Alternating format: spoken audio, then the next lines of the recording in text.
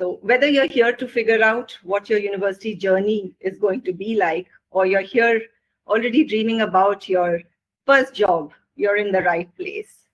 We've brought together an incredible group of panelists today, professionals who walked different paths and learned valuable lessons. And they are here today to share it all with you. We will have a Q&A section later, so feel free to drop your questions in the chat box. We will try to take as many as possible as we go. And we will also later be able to allow, when we have the Q&A part, then we'll allow you to come on video and ask your questions yourselves. So let's get started. We begin with someone who's truly a global citizen, Subhojit Mukherjee. From engineering in the UK to an MBA in Italy, Subhojit literally crossed borders and language barriers too, to build a career he loves. He's currently a senior digital strategist at BCG Platinum in Milan, and stands out for being adventurous, open-minded, and a true believer in learning through change. He also learned Italian just to make this happen.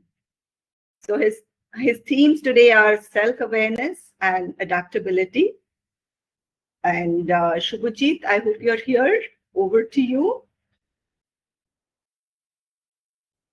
I think Subhojit, are you here?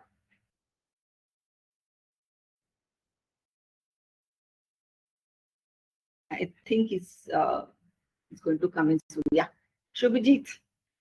Yes, please go ahead. On mute. I was on mute. So can everybody hear me loud and clear? Yes. Hi everybody. Smriti, thank you for calling me to this panel. So the last time we did this webinar was 3 years back. It was June 2022. At that time, it was just me and Prithvi, and now it's all of us. Super glad to be here. So maybe I can start off with a brief introduction about myself, because that kind of sets the stage to, if you're wondering why you should listen to me, I mean, here we go. So my name is Subhojit Mukherjee, and as Smriti pointed out, and I love it that she says senior digital strategist. Yeah, I'm a senior consultant at BCG in the Milan office, but let me tell you briefly about my journey. So I did my bachelor's in engineering in the United Kingdom at the Queen's University. And then, so after I graduated, I realized, no, actually before I graduated, I realized I would like to do a master's as well. So I came to Italy, did my double master's from Politecnico di Milano and Torino, and it was a great experience because it was paid by UBS and McKinsey. And after that, I did my MBA. The MBA was actually in Paris, Smriti. I was doing my internship in Italy, but it was in Paris and Munich, and a month in Geneva in Switzerland. And my internship during my MBA, it was also paid for, was for Fondazione Agnelli, which is like the Bill and Melinda Gates Foundation for the Agnelli family. So the family which owns Fiat. And yeah, 2019 January, I started working for this Italian consulting firm called Business Integration Partners, which has been now bought by this private equity firm called CVC Capital Partners. I started there as a business analyst, then proceeded to become a consultant, then a senior consultant. And that was the time when I did my last plenary. 2023 June, I started working for the Boston Consulting Group. I'm in the technology and digital advantage functional area of the firm. And here I work as a consultant. So this is the level above an associate. So that's about me. Smriti, if it's okay, I can directly jump to the topic at hand. Please do. Please do. Perfect. So one last important thing why it's important for you to listen to me maybe is both in Business Integration Partners and in BCG, I perform recruiting. So in my previous company, I used to recruit analysts, and in this company, instead, I recruit visiting associates and associates. So I know what works and what doesn't work kind of in the market. So here we go. Here I am presenting two similar ideas. One practicality and another flexibility. So let's start off with the first point, practicality.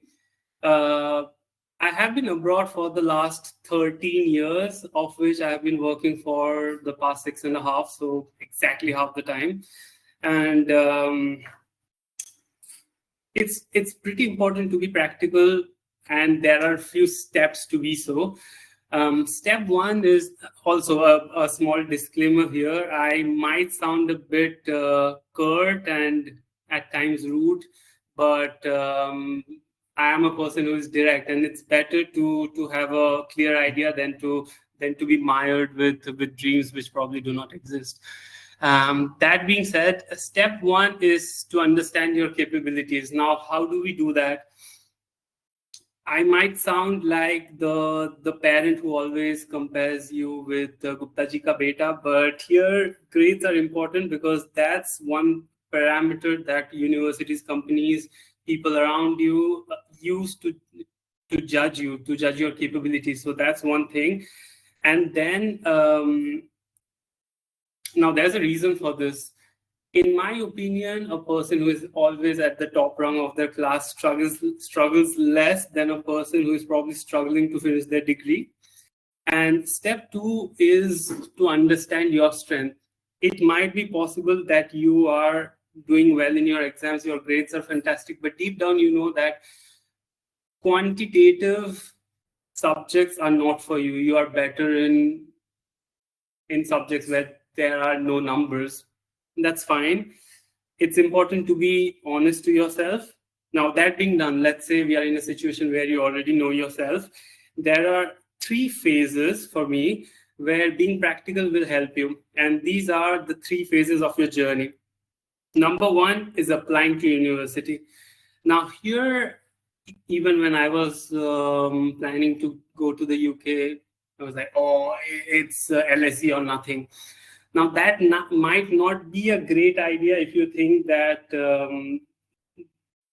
that your capabilities, let's say, not at par LSE. Not saying that everybody who goes to LSE is the best person out there, and every person who is not going to LSE is not great at all.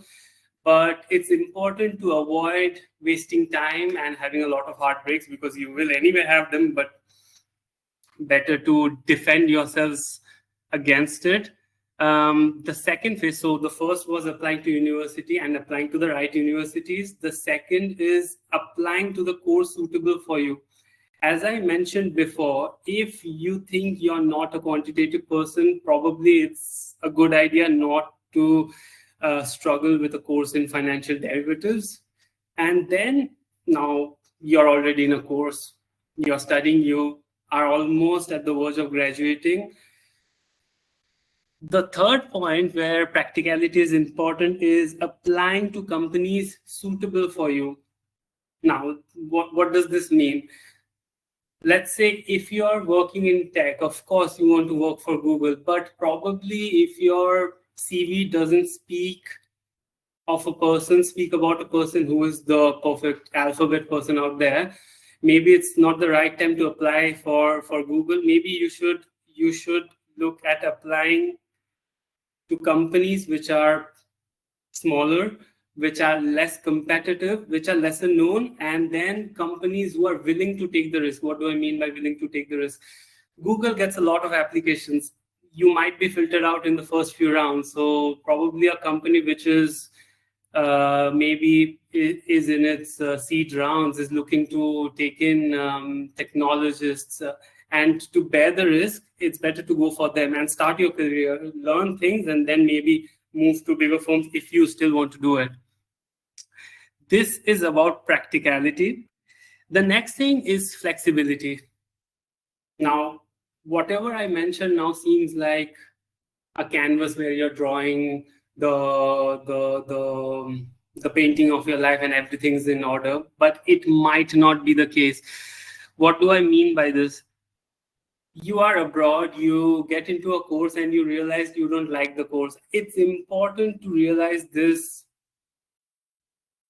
early rather than late so that you still have time to change it, because it's pointless to struggle in a course where you're not enjoying it, because you're spending money. Even if you're on a scholarship, you're spending time. So it's important to pick the right course.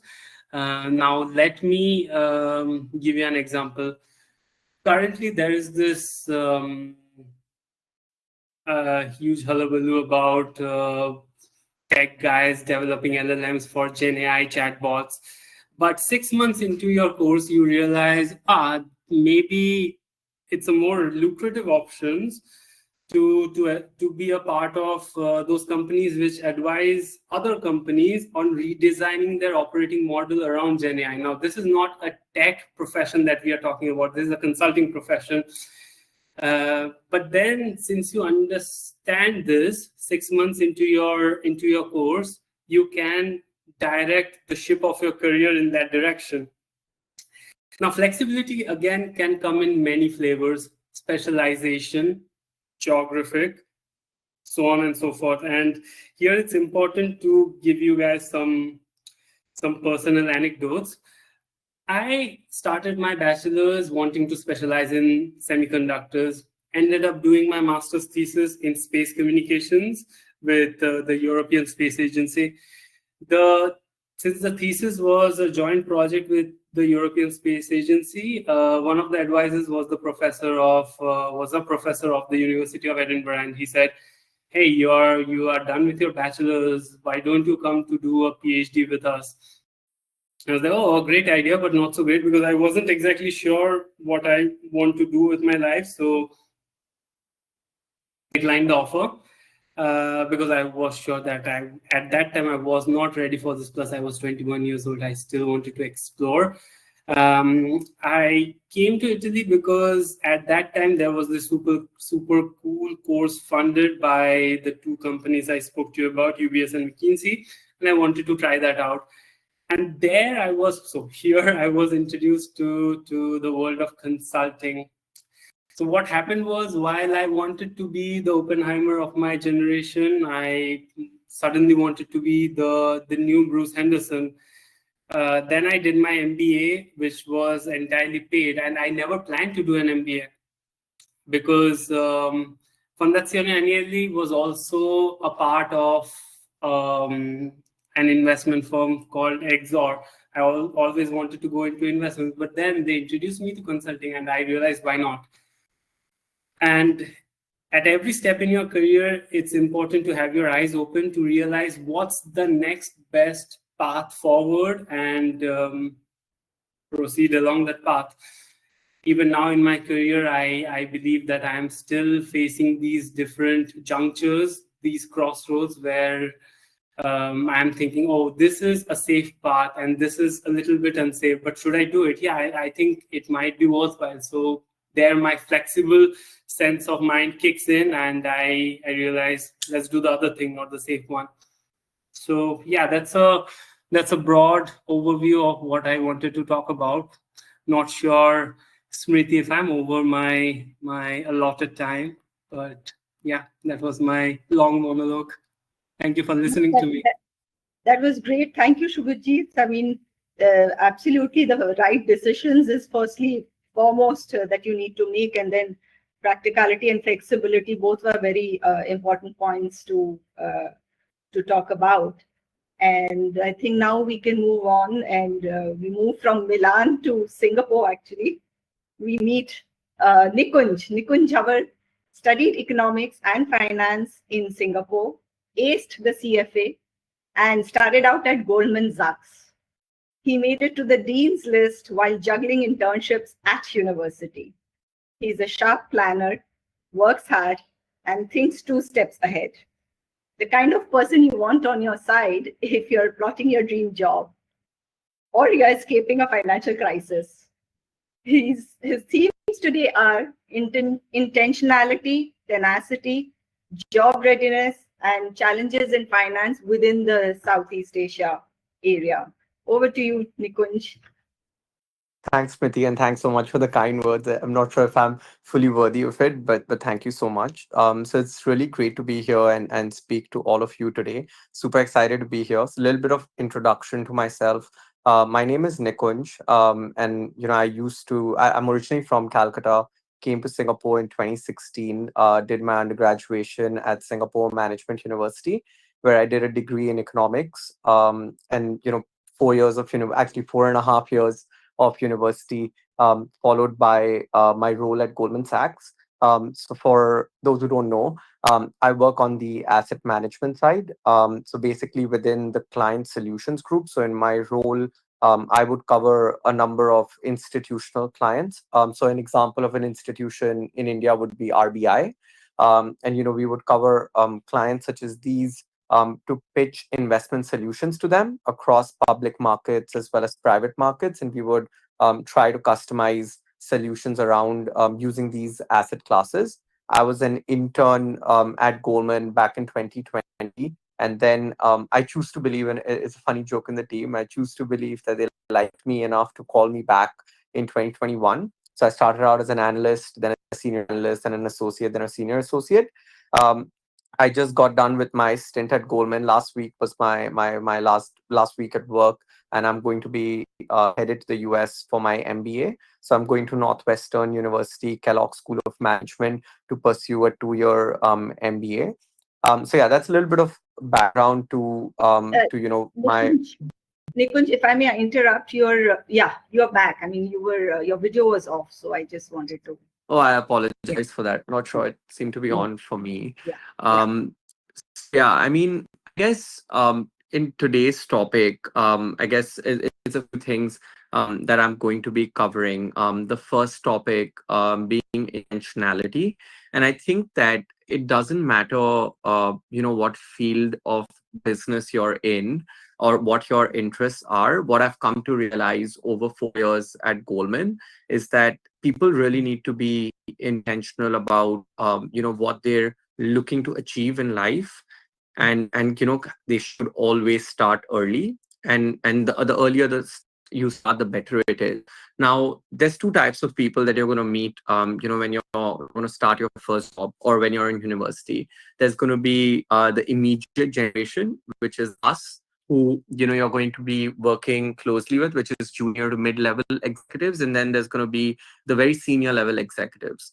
Now, having spoken to both up to people in both of these generations, I've come to realize that in the last 10 years the industry has changed significantly. And I think I can take the liberty of talking about industries more broadly.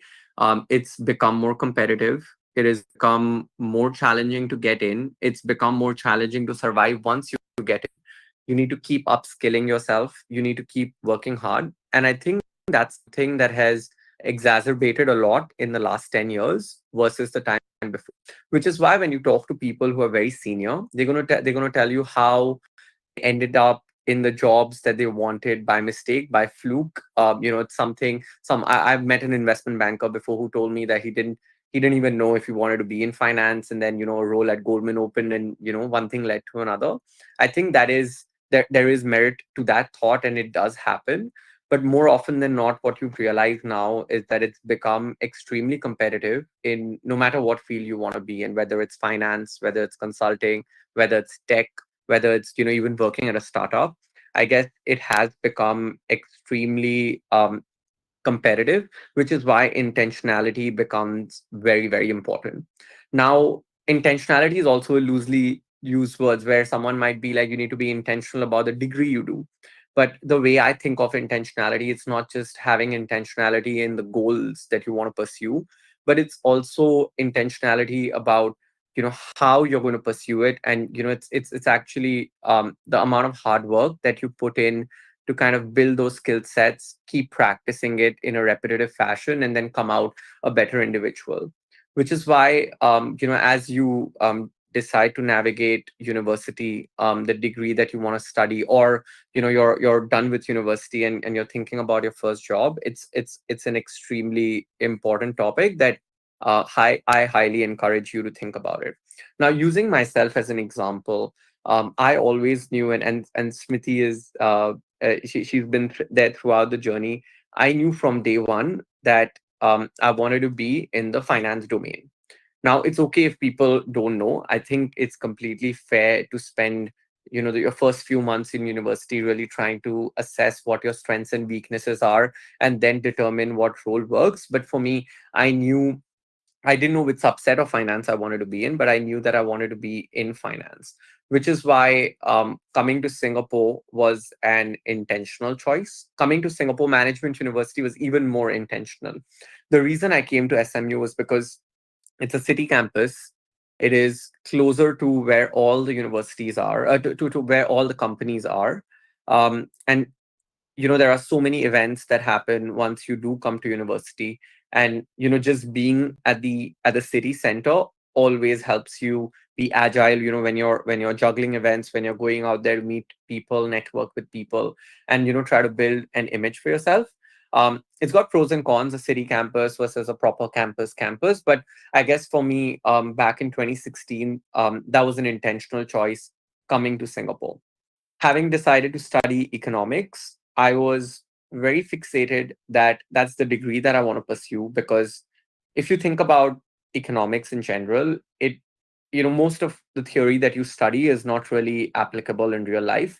But then economics does really help you think about, it really helps you give a shape your thinking. When you're able to hold different variables constant, and then think about how that's going to trickle down and have an impact on markets, and that kind of thinking is something that is really appreciated in finance in particular. So I guess having made that decision to study economics, come to Singapore, come to SMU was pretty intentional. And intentionality doesn't just stop there. For me, when I came to SMU, I knew that Singapore as a market is one that is very small. You have people who are very competitive. Everyone has 4 to 6 internships in university before they end up in their penultimate year. And it's just that the number of people that get hired, the pool of hiring is pretty big versus the number of seats that are out there, which is why there's natural competition. So I would say that I was pretty intentional when I came to Singapore that I wanted to pursue finance. So made sure that all the courses that I do, the electives that you can choose, as well as the internships that I do, are pretty intentional and are helping build on a story. And for me, that really worked. I tried to intern every summer. I've worked in various verticals in finance, working from hedge funds to an asset management firm to a macroeconomic research firm, followed by my stint at Goldman. And in addition to these things, taking intentional courses while I was at university to kind of, prep myself, as well as, taking the CFA. So I would say that all of these things, I did have my share of fun. But, coming back to academics and professional life, like these were some of the things that these were intentional choices that I made when I did come to university, and this, I would say, did help me um get the job that I wanted. So that's on courses, right? That's on stuff that you do to build a profile. Now, there's another thing that's very important, and people often don't lay enough emphasis on it. I felt like that's something that I did, and it helped me differentiate once I got the job. Now, you're going to find people who are great at academics, have picture perfect resumes, but oftentimes what some of these people lack are core soft skills as well as hard skills. Studying a textbook versus delivering on the job are completely different. They don't have you'd be surprised to see someone to be good at one and not be good at another, which is why I feel like ensuring that the courses that you take, you're taking those courses with the intent to learn. Now, you're going to have people in your class who are taking courses just to score a grade, which is also fine. That's an approach people take. But what I found most helpful was to really be intentional about the courses that I'm taking and really delve deep into it to really understand it. Because once you're done with university, you'll realize that most of the things that you learned in university are not going to be things that you use in your day job. but it's learnings that you have from some of these courses that you take that do translate. For example, SMU, at least, was one that was really fixated on not just a final exam. We used to have to do group presentations, prepare presentation decks, do elevator pitches. And I think that those were some skills that I picked up while I was at university that really helped me deliver on the job, whether it's building a presentation, whether it's crunching a spreadsheet, whether it's public speaking. I think some of these things people are pretty good at. Some people are good at when they're in high school. I wasn't. So for me, coming to university, these were some skills that I had picked up and I honed over the course of 4 years that really helped me stand out when I went for my Goldman internship. I still remember we used to have a number of presentations while I was interning at Goldman, and I was able to stand out versus my peers. Whether it was the style of presentations I was able to create, the way I was able to deliver that presentation for 100 people, having that attention to detail, being able to deliver under pressure. I feel like those were things that there were snippets of this that I learned throughout university that helped me get the job. And then I was intentional about honing that more and more as I progressed in my role. And I felt that was something that did help. Now, another topic that I want to talk about is building a personal brand and being intentional about your story.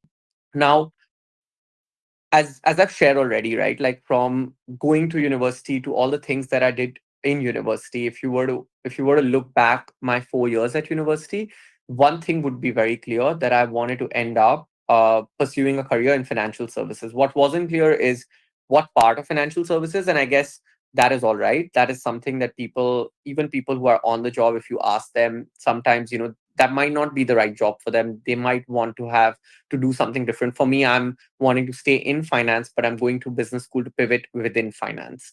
So I guess that is all right, but you still need to have a certain trajectory, a certain direction of growth that you're pivoting yourselves towards. Which is why, from as you think about university, or as you think about what your plans are once you get to university, really do spend this summer to think about what you're looking to achieve once you get your graduation certificate, and be very intentional about lay out a map of what are all the things that you want to be doing to kind of get there. And these are going to be baby steps. The last thing that you want is for you to wake up in your final year and decide that, hey, I want to pursue this, and suddenly you find yourself in a position where other people were preparing for it for a number of years, and you fall short there, because again, it is very competitive, it is difficult. What companies do look for is intentionality. What companies look for is purpose, and the hard work that you're willing to put in on the job. And the way they decipher that in a 30-minute interview is by seeing what you've done up until then. They don't expect you to raise $1 billion before you come and join the firm that you're going to work for, but they do want to see you having tenacity, you having the intentionality, and you being able to put in the hard work up until you got to that interview room. The last thing that I'll talk about is tenacity.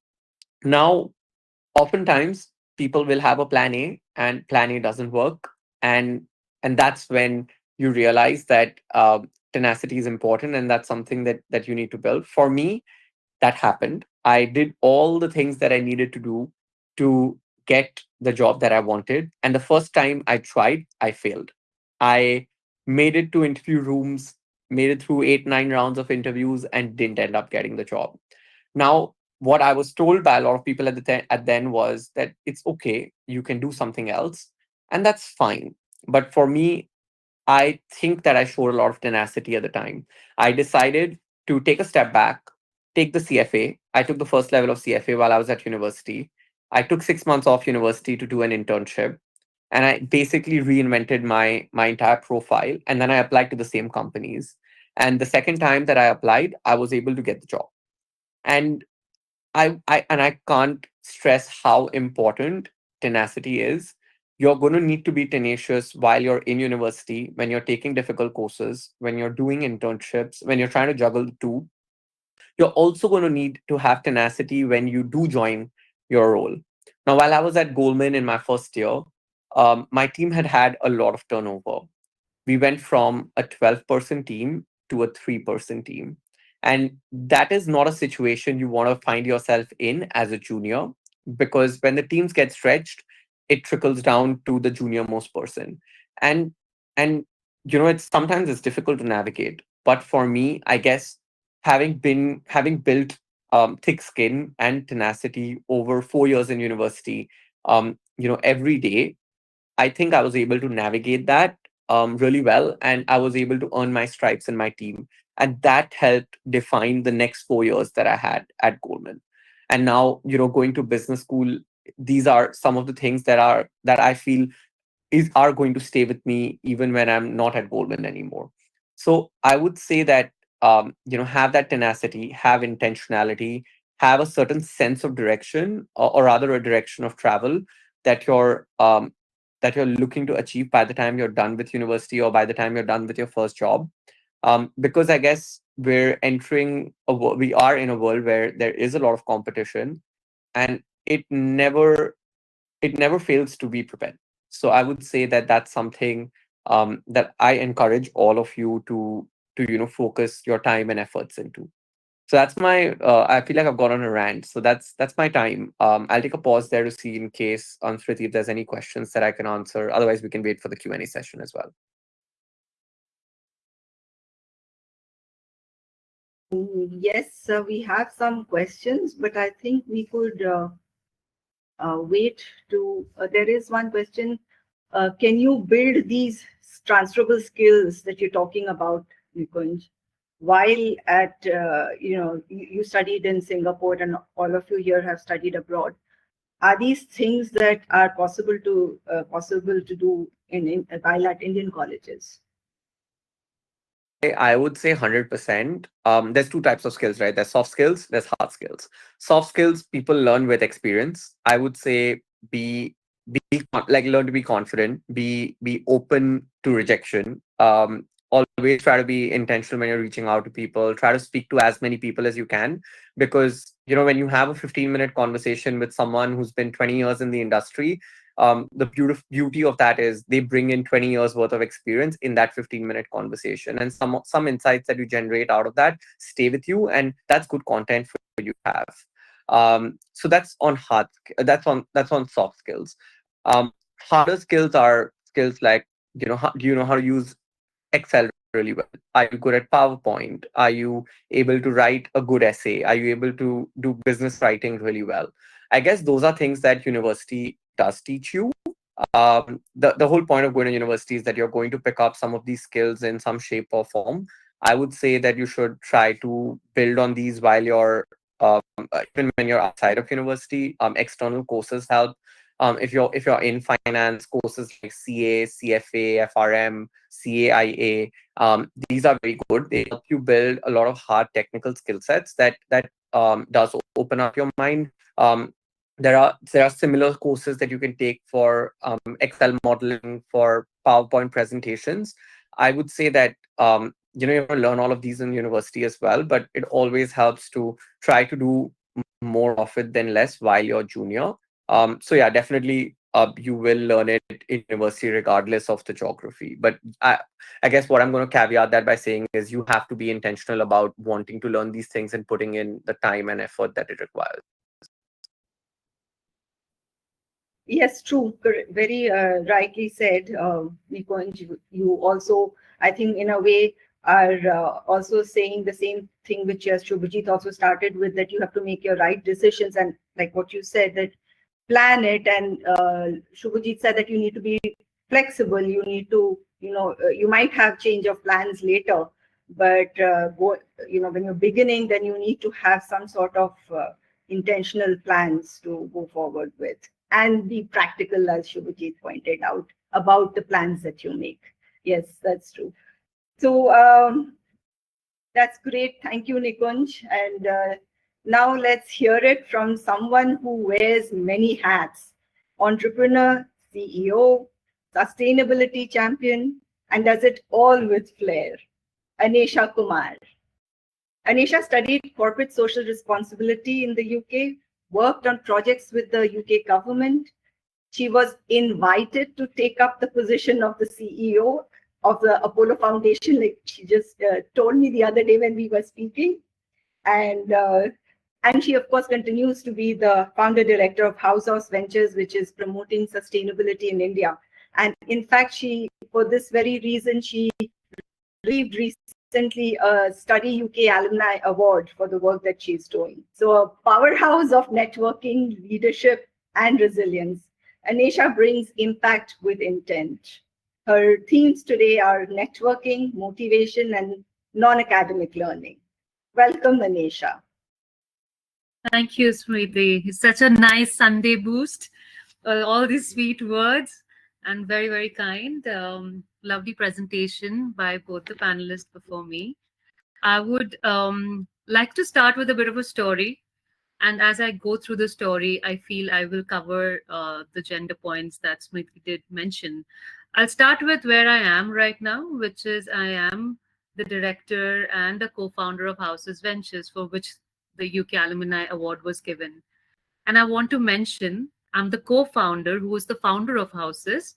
The founder of Houses is somebody called Dr. Corrado Topi. Now, who's Dr. Corrado Topi? He is the professor who mentored me in University of York, which is where the story starts now, because when I met Smriti, I was very sure I wanted to study sustainability. I wanted to study CSR. Now, at that time in India, CSR was not something people took seriously. It was more of a very compliance, greenwashing document, rather. So we were really going through all these courses across Europe, and I was sure I wanted to do Europe, UK, and not US. And we were going through all the universities, and at that point, there were 2 universities that came through. And both universities for this particular course. And 2 of the universities were Queen's and University of York. And I remember me and Smriti had the chat, this is years ago, that Queen's was a better choice for me to go because it would have given me internship with UN right away. So that was the part of the course. But when we were going through the professors, I read about the professors in York versus Queen's, and I saw, okay, Queen's do give you an internship, but after that you're all on your own. Whereas University of York had a pool of professors who came from both industries that led in sustainability, and then obviously academicians and researchers who were also heading several groundbreaking research in my area of interest. To me, that time felt like Dr. Corrado seemed like somebody who could really mentor me and show me what this industry is going to take the course in the next 30 years coming forward. And he was also the director of BMW at that time. And I decided to choose University of York instead of Queen's, though UN for me was a very big deal, and getting an internship at the age of 20 there would have been great. And I'm so glad I decided to go with University of York, and that's where the network comes into play. I went there when I submitted my cover letter, and I remember writing in my cover letter, I did my bachelor's in India, in Bangalore. And I did a lot of work with the villages and things like that. And that time, I don't necessarily think I was very intentional. I always knew what I wanted to do. I always knew that this is a space that calls me. This is what my heart is in, and something that I wanted to do. But in India, I couldn't see an opportunity where anybody could mentor me or guide me through it. For everyone, CSR or anybody studying sustainability at that time will start an NGO. Nothing to do with the corporate body, nothing to understand responsible businesses, nothing to understand ESGs at that point of time. When I ended up going to University of York, and Dr. Corrado was my professor, the key lead of my curriculum, and I remember he called me out and he said, Anneysa, I love your CV. Let's have a chat because I saw you did something with microfinance and so village. So the first learning for me was all the work that I did during my college in India also had a huge impact on the man I went there for. And I wanted him to be my mentor, but to ask somebody to mentor you, you also need to be of value. So being valuable to others is as important as looking for value from other people. Now, a mentor would mentor you only when they see there is full of body of work that you have done and you were very intentional about it. You have the stamina to go on with the same dream. It's important to be flexible. At the same time, you know what you're doing and you are very efficient on that. So that's something that I learned when Corrado did end up talking to me on his own, and not that's something that I had to do. And remember, I was 21, I think, that time, and now I'm 34. So when we met, I started assisting him in all research other than my own curriculum, because there was so much to learn. And the technology at that time there was much better than what I was exposed to in India. After that, when I did my dissertation, it was again on supply chain and sustainability, but I did a lot of smaller projects under him and his friends and his networks, his researchers. And I stayed in touch, and I always let them know that, hey, if you need somebody to do some work, whether it's like data mining, you want me to work on some, structural adjustment of some research paper, I am free. I will do it. I'll wake up, stay up in the night, and I'm going to do that. Because there was a lot for me to learn, and for them it was free help. I'm not looking for money at that time because I don't know enough to ask them to pay me. But what happened is, because I kept showing up and showing up, today they're all my friends. Like, him obviously is my mentor, like a father figure to me. But all the professors from my university today is in my network. They are part of the board of directors that the company I run. And I feel that has a lot to do with the people you are looking up to, and you want to learn a lot and you want them to mentor you. Try to show to them that I may not know it now, but give me a chance, and I am going to prove to you that I'm worthy of your time. I feel there are a lot of smart people in the world, and I am not the smartest of all. So whatever has happened in the career so far, it has to be because of, I think both of them said it before me, being very, very intentional. I'm very, very deliberate and very focused on the next 30 years. Don't think about right now. In the next 30 years, where do I need to be? Now, if you're choosing a university, choose a university with the ecosystem that's going to build your next 30 years and not the next 3 years. Even if you are going to change your industry later, that's fine. And because industries are evolving every single year. But who are these people who's going to guide you? Do they come from a background who can connect you with the right people? Those are the kind of deliberate choices, deliberate research that you have to do from your point of view. Now, the other thing is regarding how I got my first job in UK. And I remember at that time I'm talking about just before Brexit, and they just stopped giving out jobs to Indians and Asians, I would say, not just Indians, any Asian candidates. And that year there were only 3 people who got a job, and one was me. Again, that one was me had nothing to do with me having more gray matter in my head. No, it had to do with what I brought on table. The people who were applying for the job in that country could not bring on the table. So learn in your industry, what is it that I am going to bring in that the other participants won't? And that's something you have to sit down and you have to talk to yourself. And they have to see that there's something more that the job required that someone else couldn't have brought in but you. Now, how do you understand that, and how do you figure that part out? During my university time, I did a lot of extracurricular activities. Anything that would happen. Like, I remember there was the flood in Uttarakhand, and we wanted to do something, and then I organized this fundraiser with a couple of other juniors from bachelors. I went there for my master's degree, they were from the bachelor degree, and it was a solid hit. We had a ball, we had a beautiful party, and the very next week I was called to become the president of the I don't remember what is the network called, but I think the Southwest Asia, like where you have the Indian community. I don't remember the community name, but that Indian community society or whatever, for that. Now, when I became the president of the Indian Society on campus, it really didn't bother me so much. I was like, this extra work.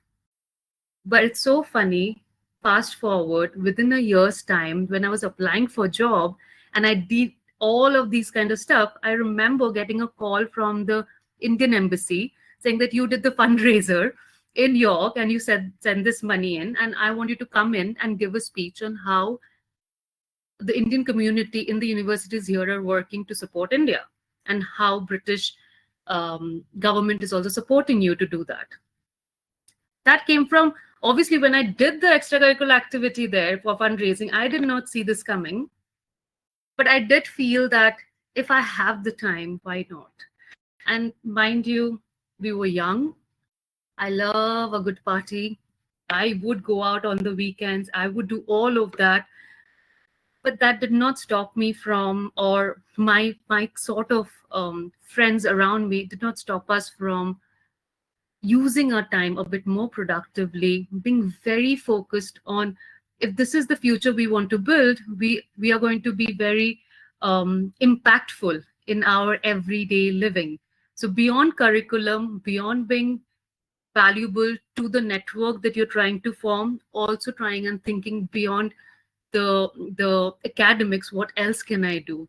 And trust me, everything comes back in triple fold to yourself when you are being that impactful and resourceful in just being you.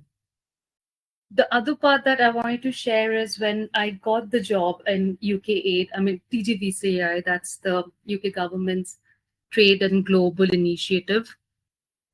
I remember in my first day during my internship, first I was an intern there was a lot of noise that these young girls are here who are working. Obviously, they're not going to end up getting a job because they stopped all the resident permits at that point. And there was a lot of anxiety. There was this feeling that, okay, I put in so much effort. I see that I've got this beautiful network of people around me. And Corrado was still in touch with me. All my professors were. I did fairly very well in my dissertation, though I took a longer time to finish it. I had the feeling that, okay, so now, number one, for next 6 months, how do I stay financially afloat? Though, and the job was in London. It was a paid internship, but at the same time, it was not enough. And the second thing was, if I don't get this job, do I go back to India? Because at that time, still in India, I don't have job scope in what I studied. There was nothing called environmental accounting. There was nothing called ESG or CSR, or foundations were run more like an NGO.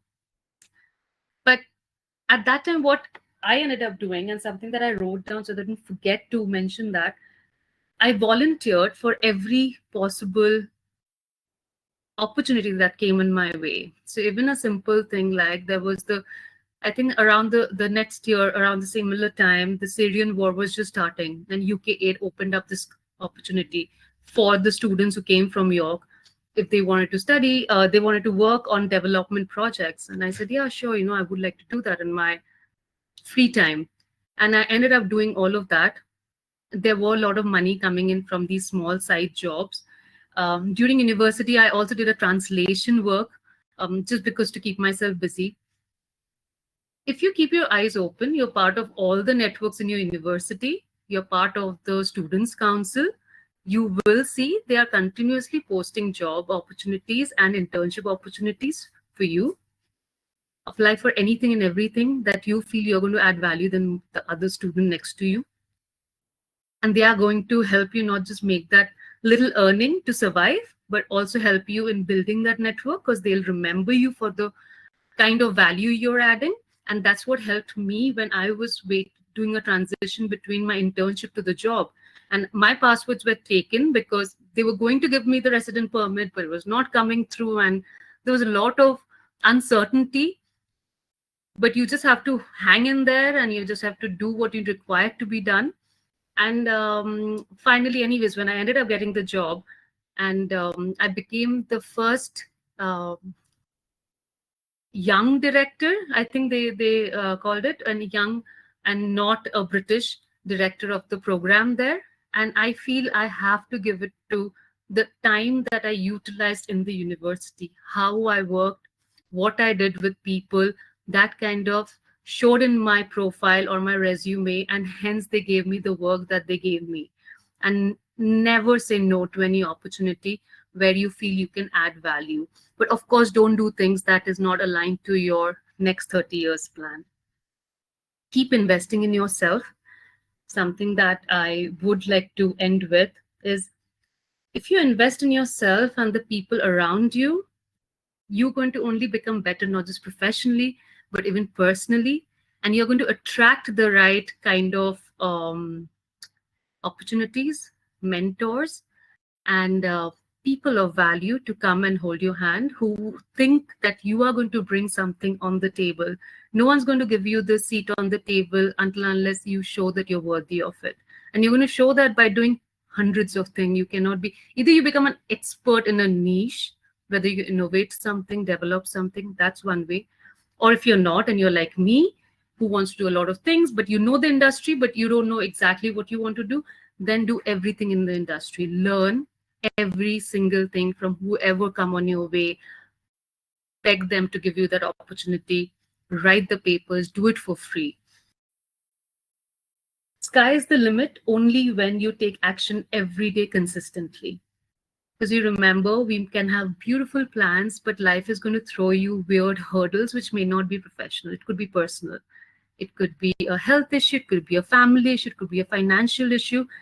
And you're going to lose time in those kind of situations. So plan for the next 30 years. Think that in 30 years, I want to be this person doing A, B, C, D, and start building your network accordingly. Keep giving in any place where you feel there is an opportunity. You're young, so don't start thinking, oh, I need to make money or people are exploiting me. No, people might exploit you for the first 6 months, but if you're resourceful, they're also scared to lose you. So be somebody so impactful and resourceful that they're scared to lose you. I think that's about it. If there are any questions, I'll be happy to take it. But thank you. Because I'm really run over time, I feel, Smriti.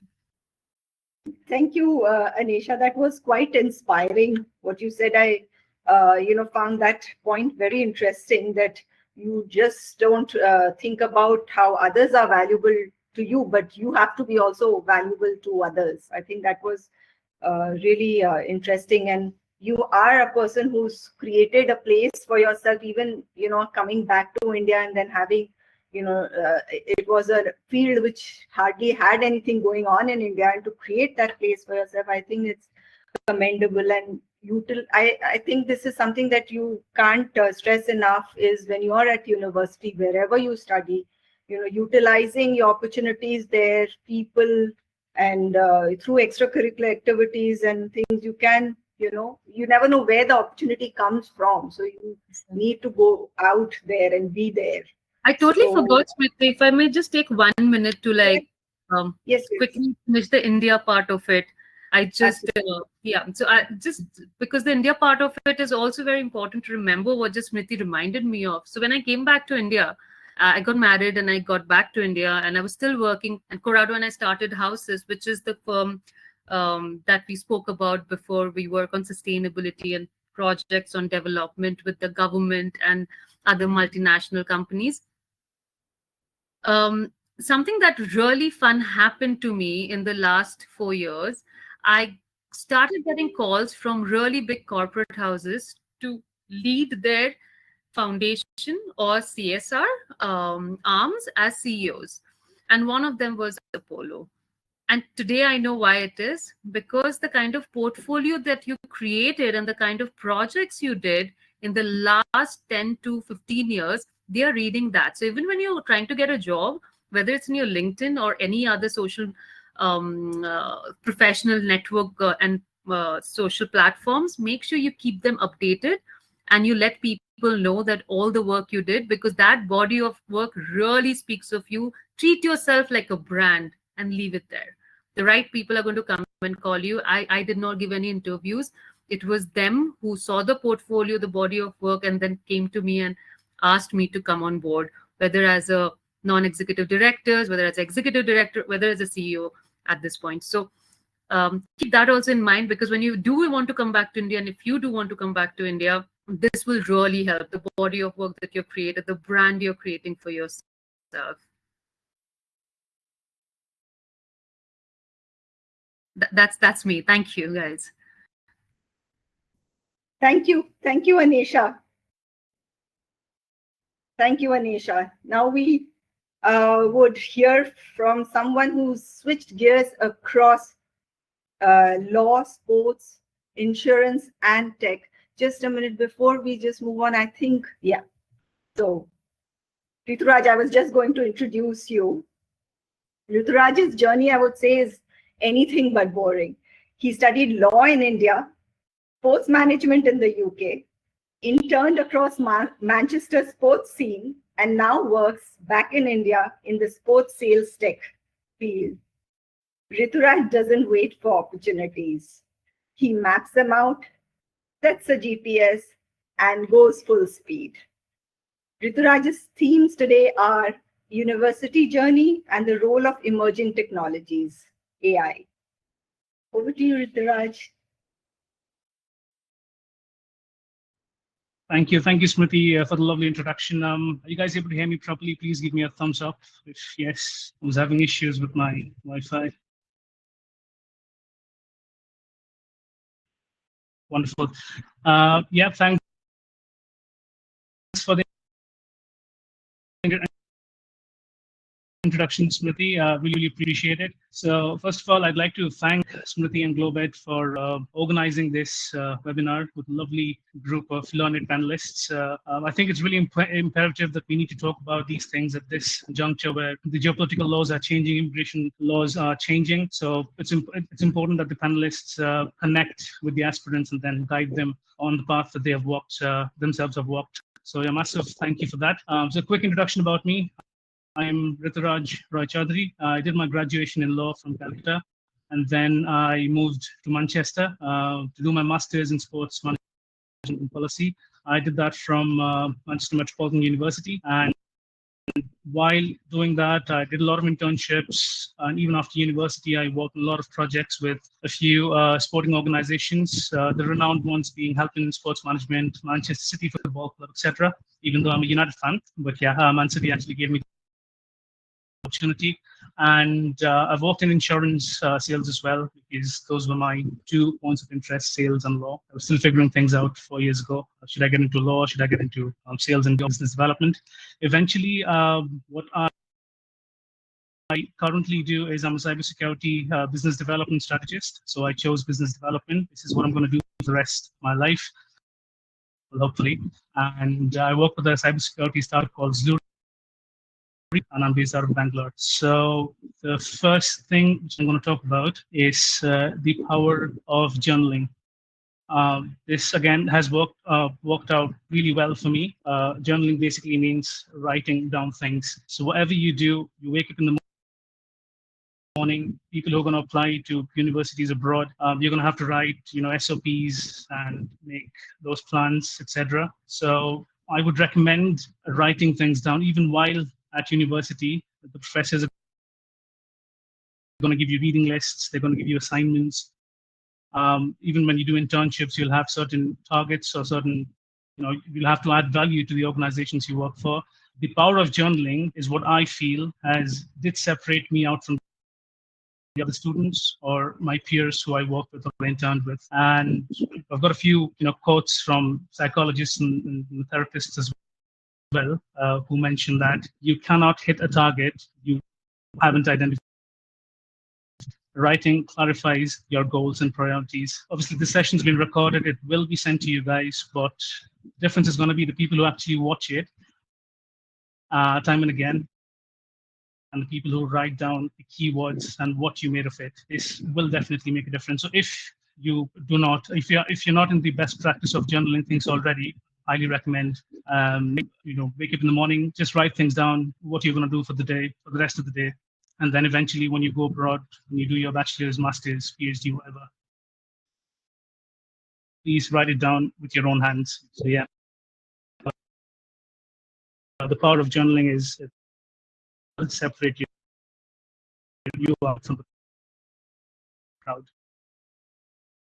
The second thing, which I would say again worked out for me, was I wrote a lot of papers before I went to Manchester. Even after Manchester and did my master's.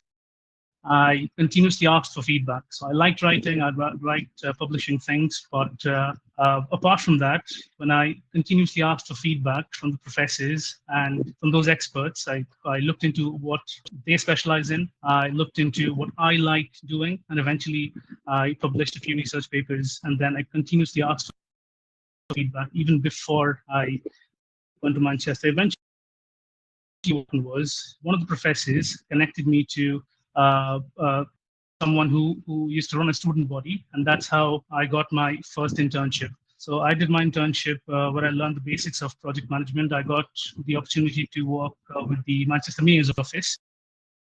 I got to meet him as well. So eventually, the research paper, one of the research papers I wrote and published, that resulted in networking, and that eventually resulted in landing my first internship in the UK.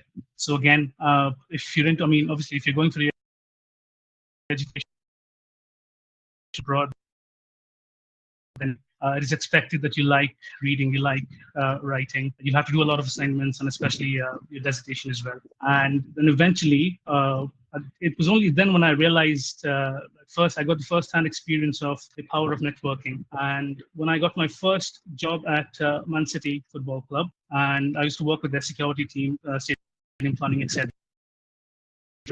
And I got the opportunity to speak to one of the security heads who's retired now, but I got the opportunity to speak to him. I told him I'm doing my master's, I've done my bachelor's in law. I am looking for an internship which aligns with what I want to do. Again, back then it was either law or business development. So he connected me to the head of legal counsel of the City Football Group. And then we are still in touch. He helped me with a lot of things. He still keeps giving me updates about job opportunities that come up. I'm not looking for a job right now, but I'm still in touch with such an important persona. And that is what networking can actually give you. So yeah, power of journaling, networking, writing research papers, these are really, really imperative, which has really done wonders for me. Then, yeah, do not miss a job fair. I cannot emphasize enough on the fact how much important job fairs are. If you wanna get a job after university, if that is your priority, then university they send you emails about job fairs. They host job fairs, and different companies host job fairs as well. You get emails in your student email box. Please don't miss them if you're looking for a job right after university in that country. And most of the universities abroad, they've got fantastic careers teams, and you can book in an appointment, just go down, review your CV, review what you want to do, and they will guide you with the resources that you need to excel in whatever you want to do. So please make full use and utilize the advice of the careers team of whichever university. So these were a few things which worked out for me. Now, once you start applying for jobs, you're gonna have to stand out. It's competitive. It's not easy. If it would have been easy, everybody would have done that. So once you start applying for jobs, you have to, as the other panelists talked about, you have to add value to the organization. You've got to bring something to the table which others can't. Now, what I did, I'm going to talk about what I did. I'm just going to quickly share my screen.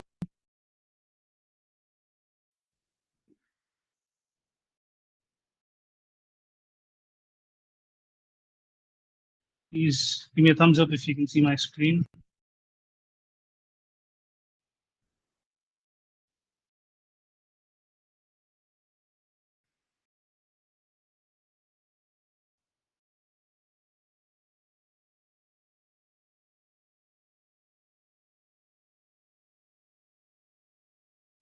Wonderful. So what I did, a digital sales room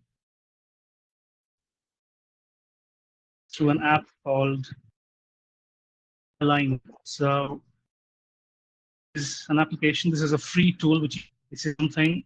This is called, and basically you can use as a digital CV to collaborate with the organization. They're two scalable. The other one is not scalable. Now, I am a firm. Rituraj, can I just Day in, day out. interrupt you? Rituraj, can I just interrupt you for a minute? I'm a believer of the fact that AI is better than silicon. Yeah. Rituraj, can I just interrupt you for a minute? Your screen was frozen. Can you just check?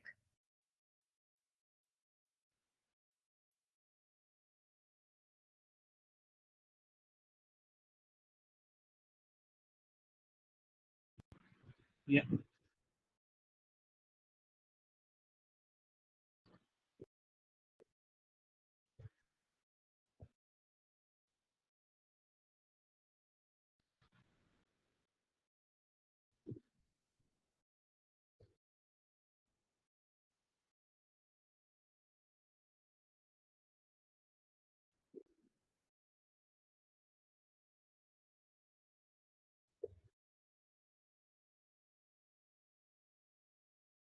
Yeah, there's an issue with my for this.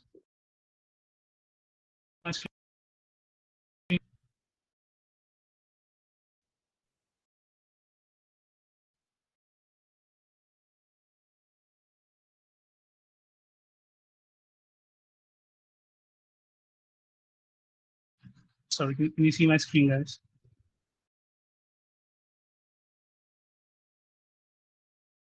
No, Rituraj, we don't see you're frozen. You're back, I think, yes. But we don't see your screen. Yeah, it's not letting me share my screen. Do apologize for this, but you can hear me.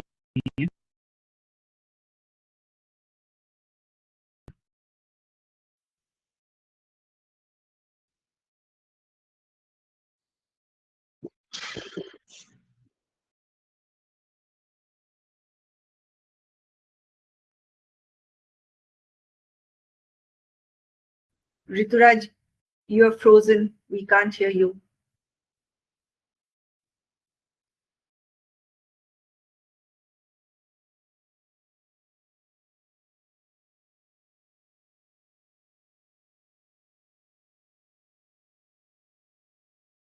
I think we'll have Rituraj back soon. He's kind of frozen. I think he's trying to get back. Please be patient and allow him some time to get Sorry back. about this. Can you hear me now? Yeah, we can hear you. Yeah, perfect. And can you see my screen now?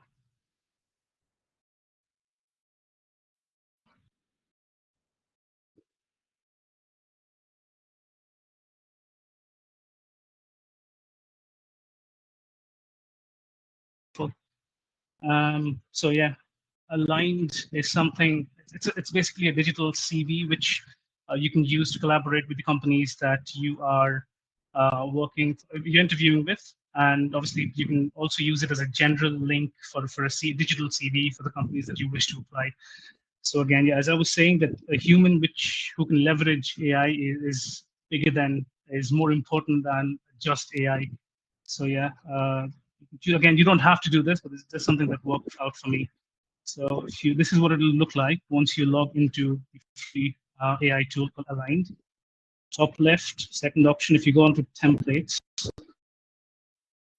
then this is the option that you get. In the first one, I chose the first one, job seekers, and then you go on to use template. Now, if I'm applying for a company, say Google, and then you use their logo as well, and then it'll help you create a digital sales room, which is, yeah, this is your name along with the company's name.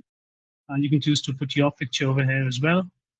And you can choose to get kind of a cover picture like LinkedIn over here, like you do in LinkedIn, like maybe Google's picture, your picture, you've done a project with Google or something of that sort. And then you introduce yourself, and then if this is, I'm talking about if you're in the process and you're sending this to hiring managers, to HR, etc., and then you introduce yourself and talk about how you can add value to Google. This is before the second or third round of your interview, and this was the differentiator for me. Replace with your own video.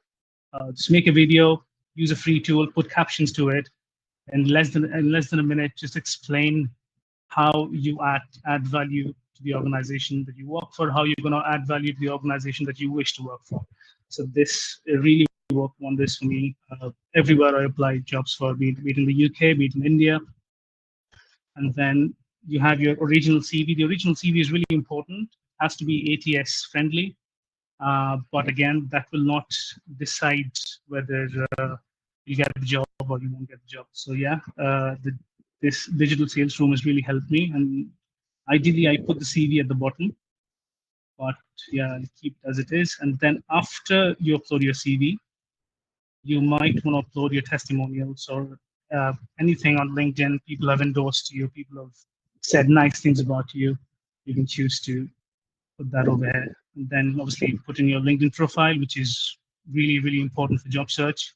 And there are other stuff as well. Maybe you've done a project, maybe you've done some research. You can add all links on this extra title. And once you create this, you send it to the hiring manager. You can email it, you can LinkedIn it, you can send emails. You can choose to do a lot of things with it. And then you go on top right, you want to share. And then you can actually see, you've got to make sure that you keep a track of who visits this page. So I put it down to anyone with the link, ask for their name. So the number of times they log in, they spend time, you can all monitor it on this particular page. Then you copy it and then you keep sharing it. And this is for the organization that you're interviewing with. You can choose to just have your name and not the organization's name. Just put your picture in, talk about, give a general intro about what you do and what you wish to do, and just talk about, this could be just a general link, which is scalable. You can send it to 100 recruiters, even 1,000 recruiters who they skim past thousands of CVs every day, and then if they get a link, and if they click on it, then they'll see something different. And this is something out of the box which has really helped me. And there's another thing which I want to talk about. Share my screen again.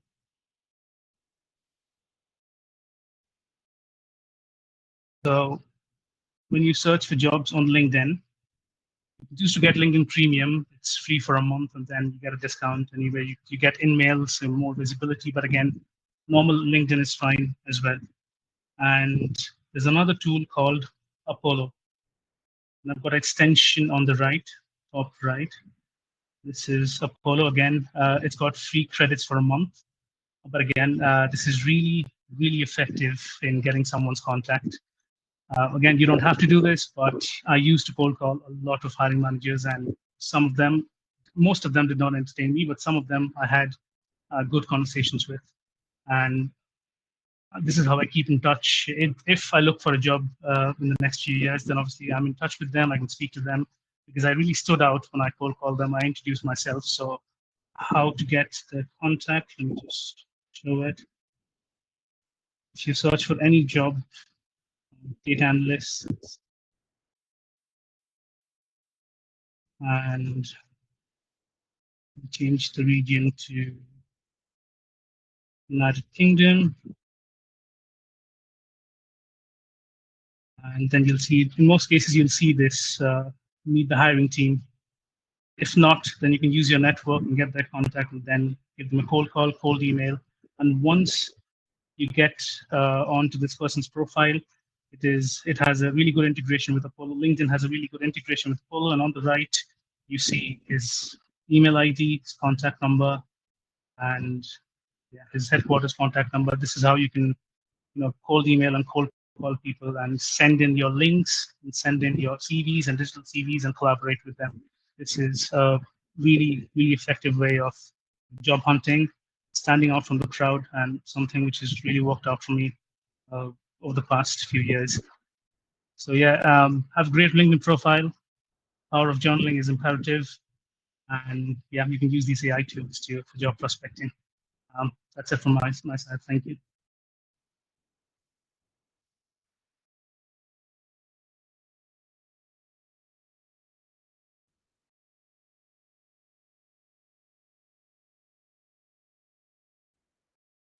Thank you, Rituraj. That was really a masterclass in how to apply for jobs. It was fantastic what you just gave us. In fact, there was a question in the chat box of how one can leverage LinkedIn or other channels to get jobs, and you just exactly gave us that a visual on it also. So that was wonderful. And of course, I feel the power of journaling is such an interesting thing that one can do, and you have it in black and white always with you, so you know where you are at constantly. And feedback being so important, I think, which one does not always think of.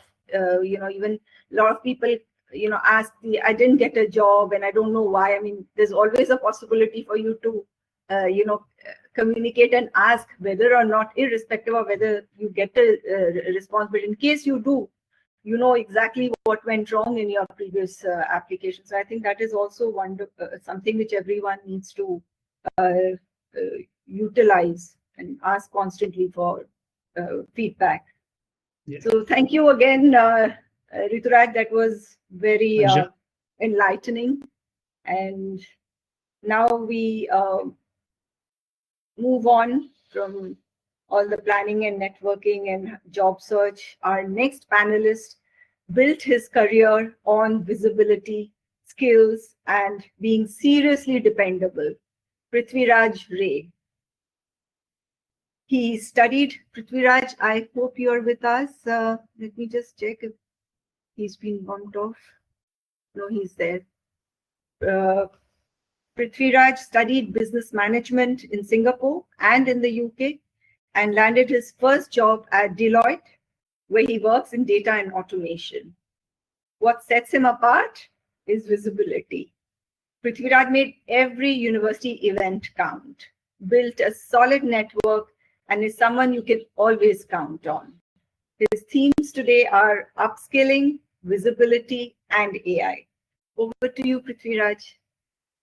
Thank you, Smriti, for such a lovely introduction. I am just going to switch off my camera because I think my internet's being really slow.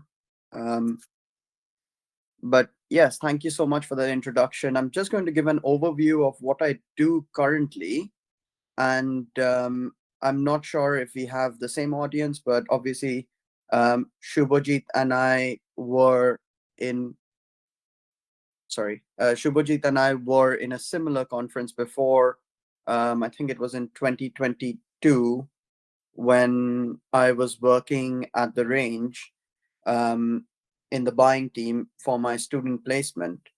Now, after that journey, I really grew and I started taking part in a lot of networking events, which gradually led to me getting a lot of internships. And when I say a lot, I mean more than a dozen internships in a year.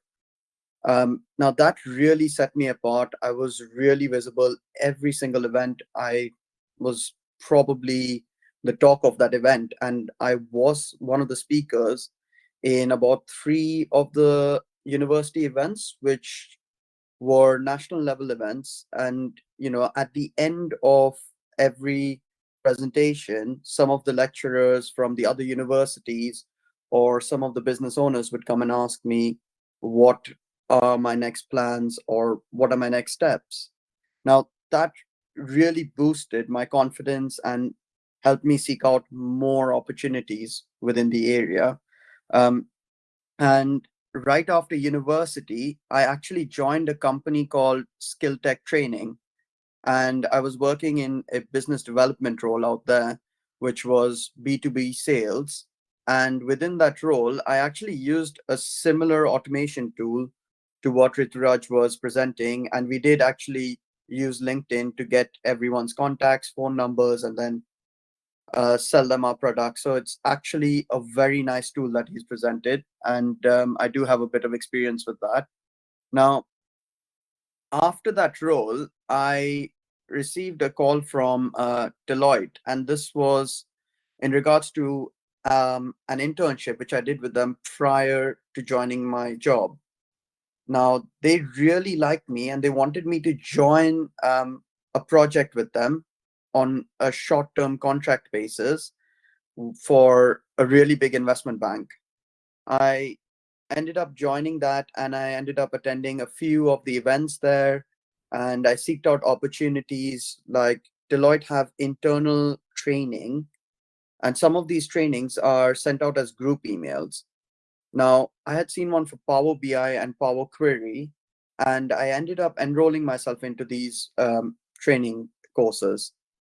Now, during those training courses, I actually got to network with quite a few people. We had a few breakout groups, and I got to meet someone very, very senior who then gave me an opportunity to join his team. And I ended up being a business analyst on a permanent basis within his team, as opposed to being on a short term contract. Now, during that time, I was also working with a client on a consultancy basis. So this obviously meant that I had a lot of workload going on, and the client wanted me, whereas even the business wanted me. And I was going in and using all of these Excel skills and Power BI skills that I had learned um, to, generate more interest in what I was doing. Now, from there, I then moved into a data and automation manager role. This was mainly during the time that the person who had put me in his team had left the job and had left the company, and I suddenly had to take over all of his workload. And I really wanted a promotion, so I built up a case and I presented my case and I got this promotion. And it led to me being in this role. And now I work with two of the largest banks in the world, and I create automated systems for them, AI integrated transaction monitoring tools for them, which I think some people on this call will be aware of working in finance. And I'm currently leading on a lot of financial and automation services which we provide.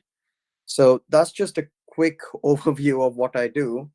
Now, going back to visibility, when I was in university doing all of these internships,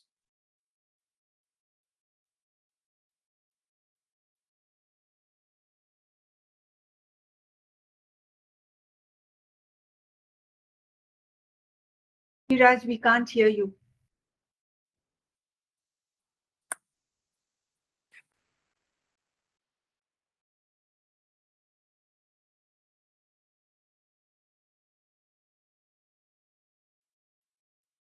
I think there is Prithviraj has been he did mention that he's having some internet connection issues. He's just being put out. You can just wait for a bit. I'm sure he'll be back.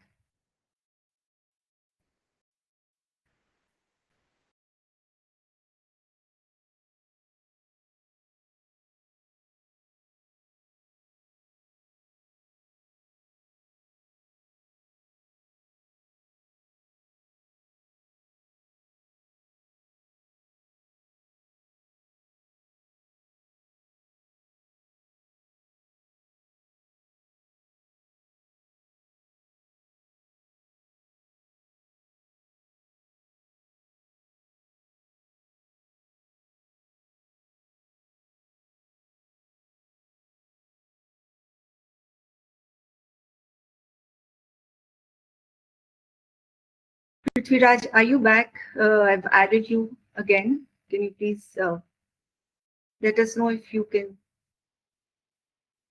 You're okay. While if anyone has any questions, you can post it now till we wait. Yeah, he's back.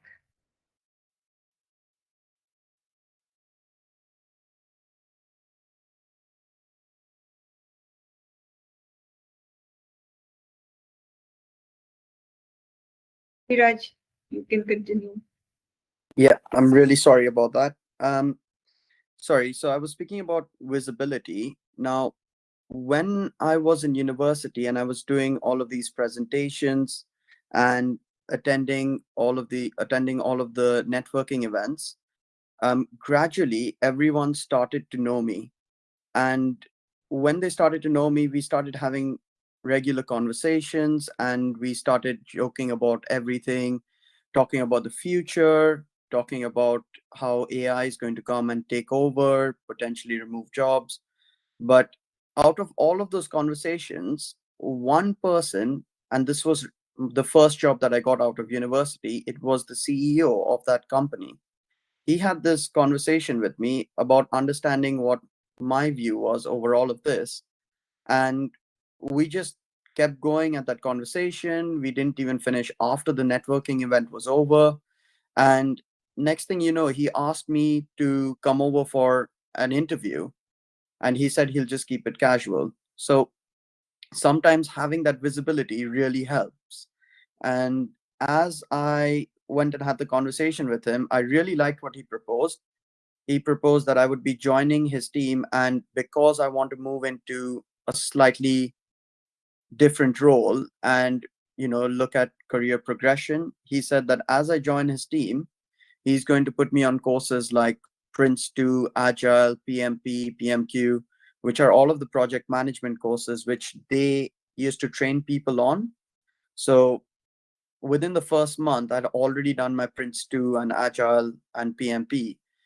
And now, with all of those courses in my background, when some of my colleagues from my internship at Deloitte had seen my resume, they within LinkedIn, they had contacted me and they asked me, based off of that, whether I'll join on this project.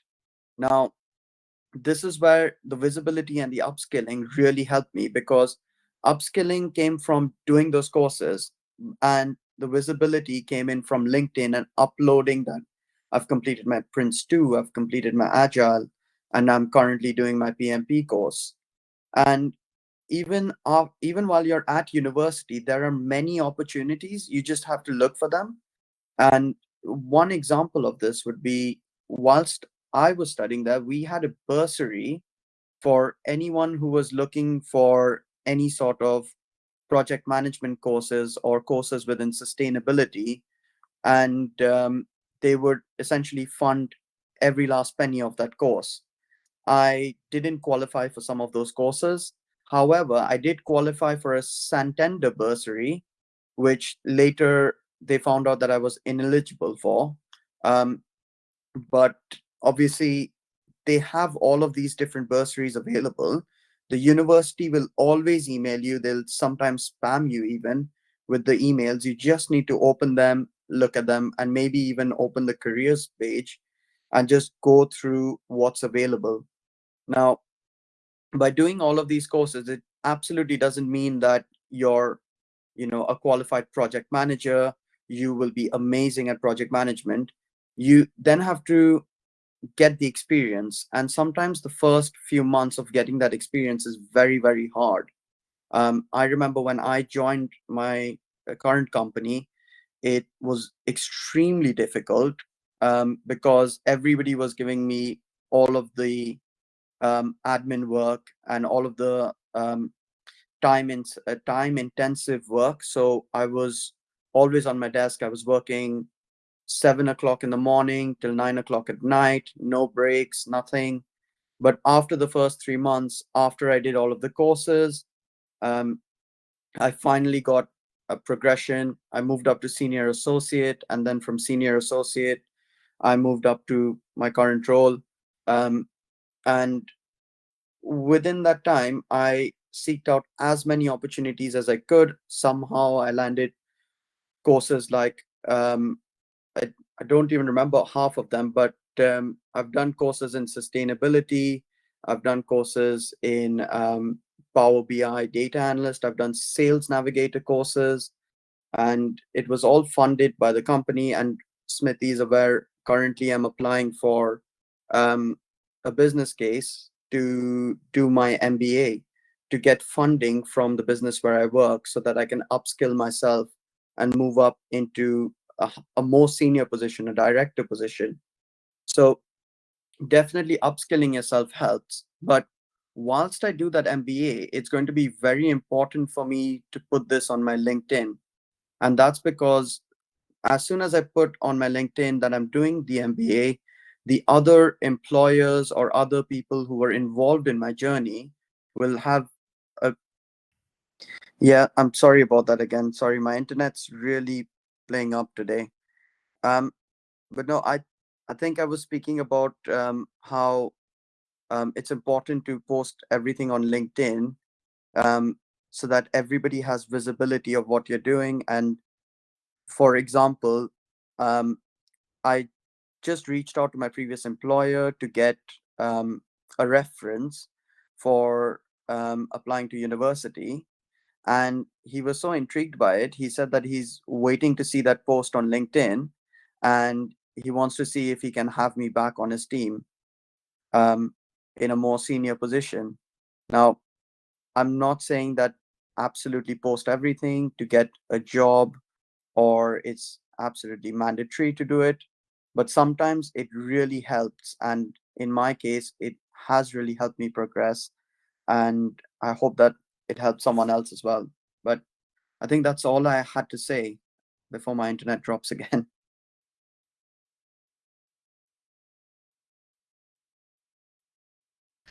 Thank you, Prithviraj. Thank you so much. That was quite interesting to know that, of course, you reiterated that one has to be involved and be visible, and that you have to, it's hard work. It's not going to be easy, but you need to do it. And also that additional courses, don't just stick to your university curriculum, and keep upskilling yourself is very important.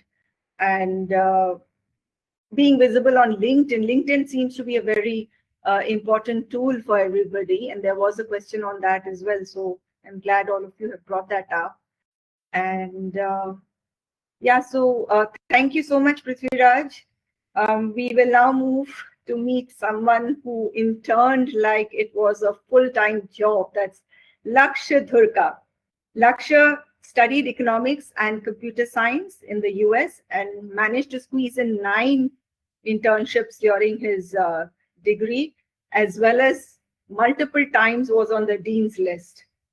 From India to Wall Street, he landed his first job as an analyst in New York and now works at Nomura in algorithmic trading.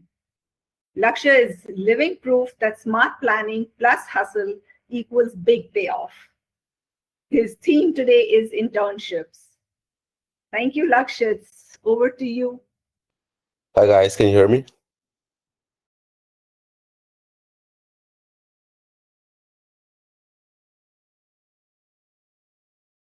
Okay, so firstly, thank you so much, Smriti Auntie, for doing this, and Globad for doing this. And there was some amazing panelists who shared some crucial insights with us, and I'll just be building off of a lot of that. And um, my topic here is internships. So I'll tell you a little about myself first. My name is Lakshya. I graduated from Colgate University in 2023 with a double major in economics and computer science. Uh, when I was fun fact is when I went to Colgate, I did not know what I wanted to do at all. I knew I was interested in computer science, and that's how I started off. But I did not know what I wanted to make a career out of it, or if I wanted to switch fields. And I was just going with the flow to some extent. And Colgate, being a liberal arts school, gave me that opportunity to try out different things, to dip my feet in different waters and figure out what's better for me. And just getting involved in different clubs and activities, talking to people from different backgrounds, I kind of realized that maybe finance is something I could look into. And that's what I was something interested in. And that's why I got involved in the investment group of the university. I was just talking to different alums in the field and trying to figure out how to navigate my way through the field. And internships were a crucial part of it because it not only helped me decide what I want to do, but also helped me decide what I don't want to do.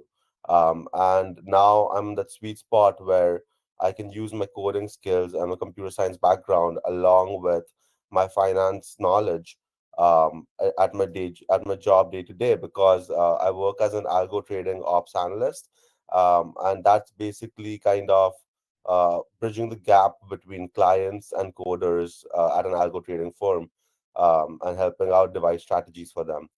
Um, so yeah, so about internships, I think first of all, I just want to start off by why we should be doing it, and what's in it there for you. And the first and most important thing is exploration. I feel when you're in university, during those four growing years, uh, you should like try to explore as much as you can. And the most important is, till today, if someone asks me what did you learn in college, my answer is just I learned how to learn. And that was my biggest achievement, I feel, because now if you give me ample time and if I have interest, I believe I could learn anything.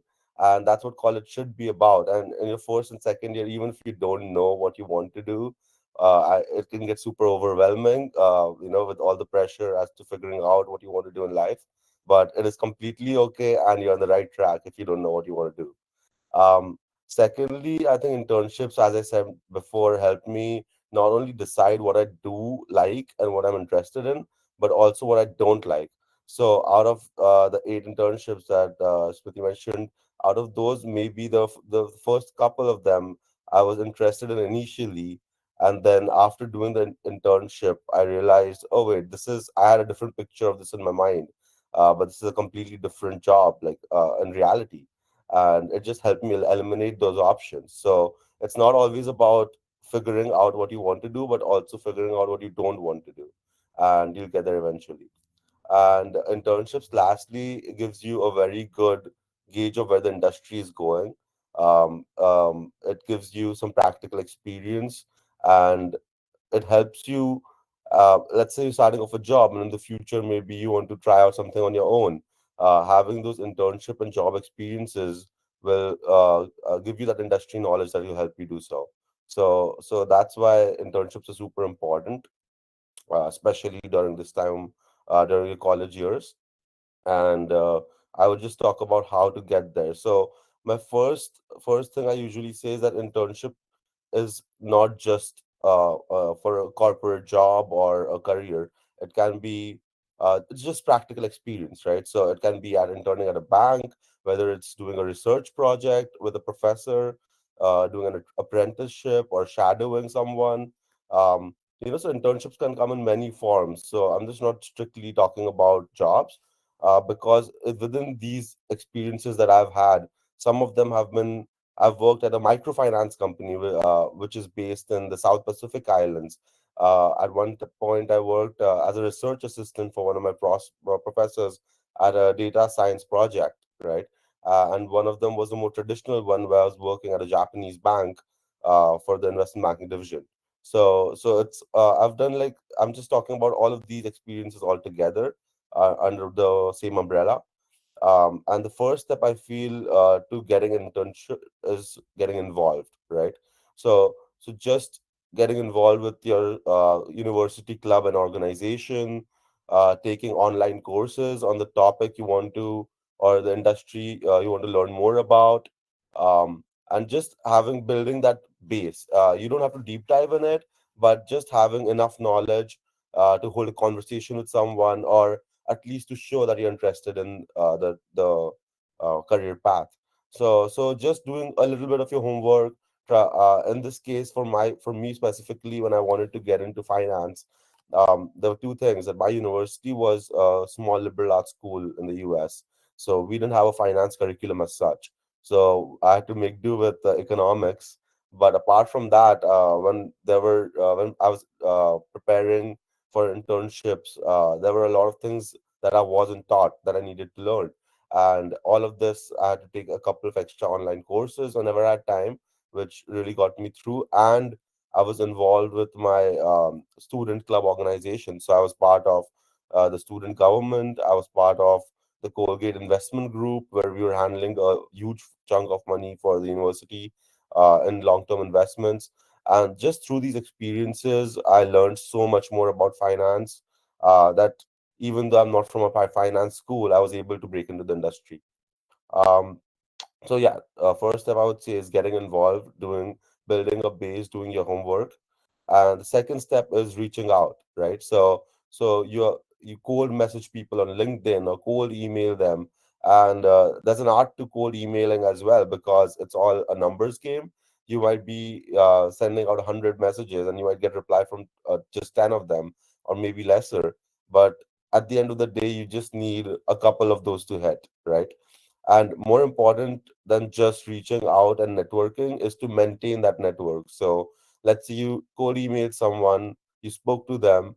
Now in a couple months, just check in on them, or on the holidays, just send them an email wishing them a happy holiday. So it's just a way to keep in touch and keep your contacts, as not just reaching out and one and done. It's a process, and you have to keep reiterating it. Secondly, I would say is take advantage of your alumni network, be it your high school, be it your university, because alumni really love to help um, current students, especially at the same institution. And I was very lucky that I found some great alums to get guidance from, to help me figure out my job hunting process. And trust me, like they really want to help you. So cold emailing is definitely the way to go. But if you want to strategize it more, definitely target the alums first, because they are more willing to help you usually. And I would say, all in all, the goal of reaching out to people and networking should be to try to get a mentor or even a set of mentors, um, who can, like, you take advice from, who can help you out with the whole process, because it can get so overwhelming, it can get so chaotic to some extent, where you don't know what you're doing is correct or not. And that's the time where these mentors who've already gone through that, who already have the experience, will be able to help you out. So that should be your goal of networking, right? Then the next part to this is interviewing, right? And when you're interviewing for these internships, first, that for internships specifically, I would say that 75 to 80% of the interviews uh, are behavioral, and that's what it matters, right? Like if it's a coding job, or if it's a more technical field, you definitely have technical questions. You might even have a coding assessment question, assessment before the interview. But usually the interviews are behavioral, and they want to see what kind of person you are, if you will fit into the organization, and like how you would uh, react in certain situations, right?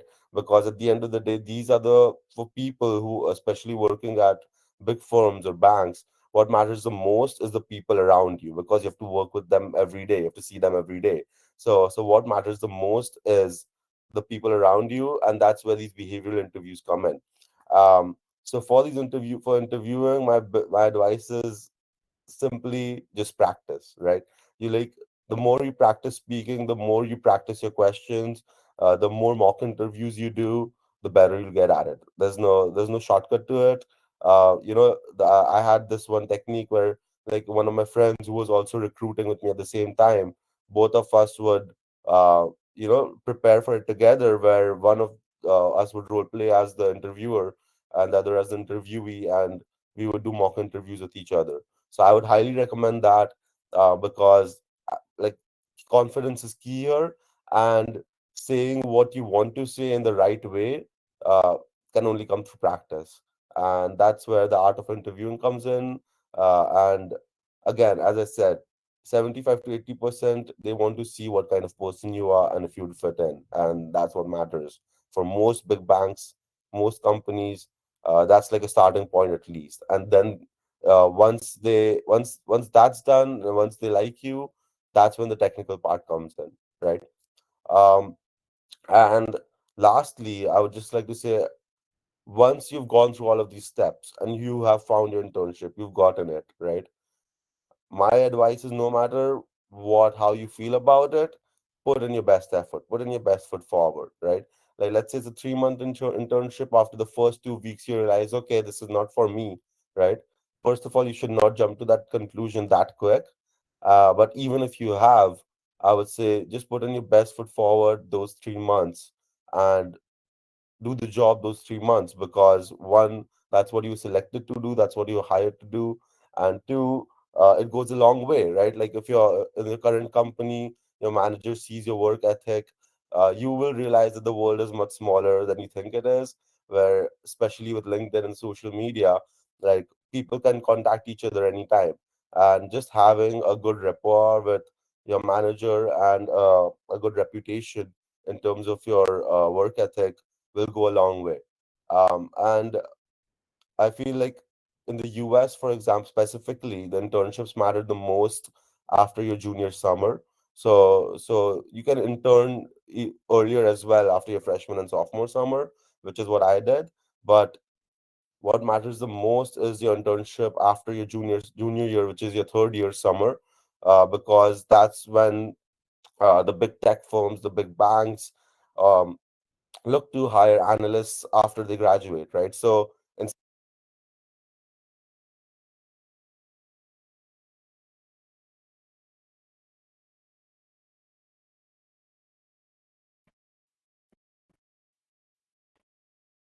We just lost Lakshya. I'm sure he'll be back soon. No, he's here. Sorry. Make presenter.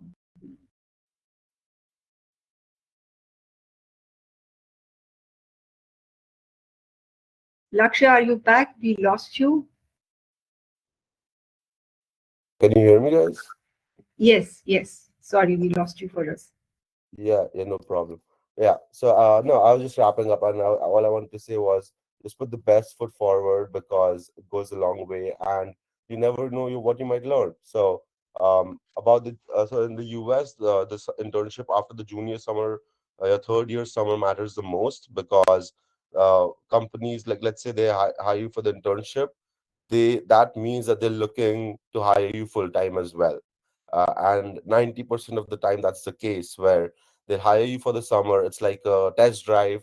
They'll see how you work in the summer. They'll see if they like you, if it's working out for the firm, for both you and the firm.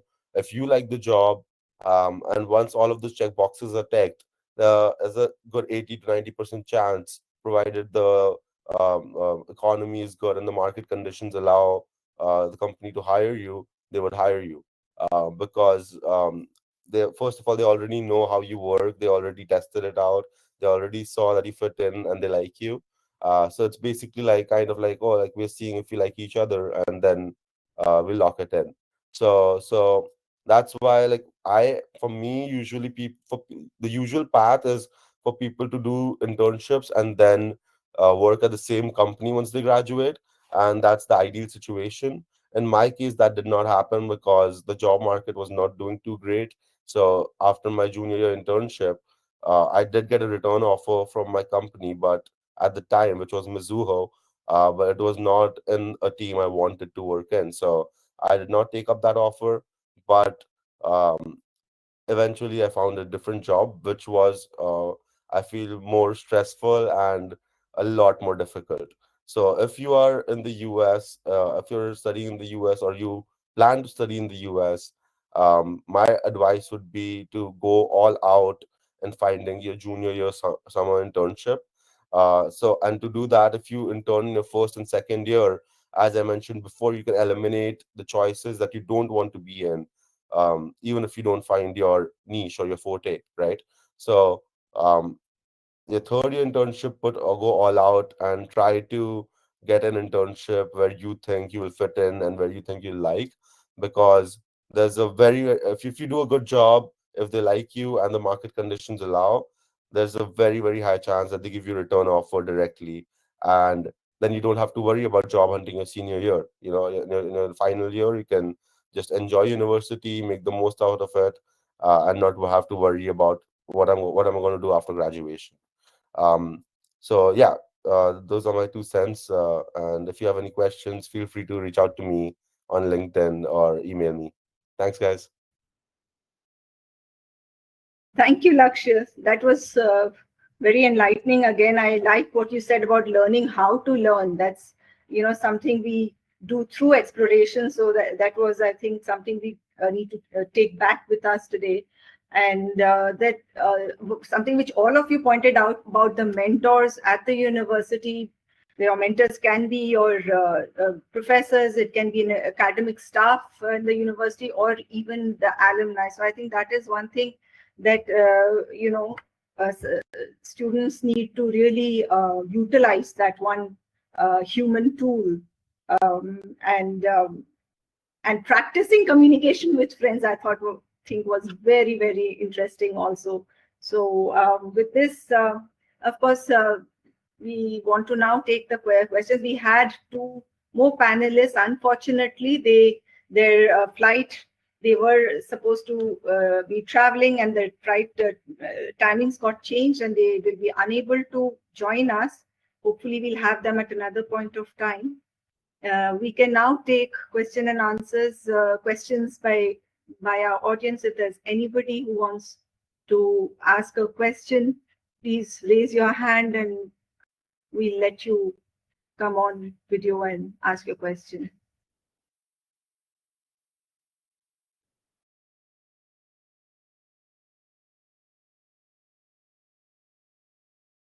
Is there anyone who wants to ask any more questions? Well, while we wait for someone to think of asking a question, I can ask one question which somebody asked me to ask. They couldn't be here today, but they asked, what happens, and this can be to all of you, whoever would like to answer this, is when you've applied for a job and to many places and you don't get a response. Firstly, what you do, and secondly, emotionally also, how do you deal with it? Because I'm sure it's disappointing when you're rejected. So yeah, Lakshya, would you like to? Yeah, I can speak on that. I feel I've gone through my fair share of rejections. But I feel, first of all, I feel if you have applied and you don't get a response back, usually you should be patient for at least 3 to 4 weeks after applying.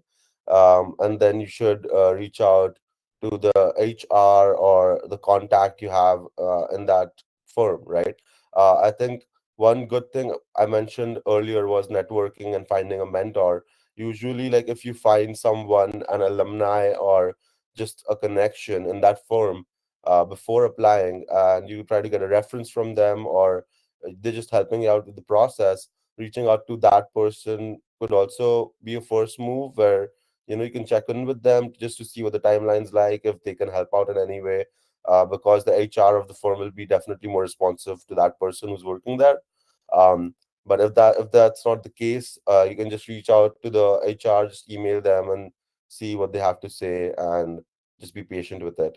But mentally, which is the tougher part and more important part, I feel being resilient in these situations is the challenge, right? Because when you're overwhelmed and you're applying and you're not getting any results and you keep applying, so my thought on this is that, as I said, after my junior year, I didn't take up on my internship return offer, and that's when I was just recruiting, and I had graduated, and I still didn't have a job for a couple of months, so I was just panic recruiting, and every day I used to just wake up at early mornings and just apply for a lot of jobs, right? So just see anything I saw on LinkedIn, I just applied on it, right? And that's the way out of this, because it's a numbers game. At the end of the day, you just have to keep applying to different kinds of jobs, and the more jobs you apply to, the more chances. You just need one of them to hit, right? So like, be it 100 or 200 or 300, like once you get the one to hit, you're sorted. So it's a numbers game, so you have to keep that in mind. Secondly, you have to keep in mind it's not you that in particular they want to reject, right? Like, it's just that they don't think that you are not as good. They just might have felt that you're not the right fit for the job, or that your resume, which is just a piece of paper, could not convey enough information about you, in which they could assess you to be fit for the job, right? Because every person is so much more than your resume. You cannot summarize a person's personality or their traits or their skills completely on a piece of paper.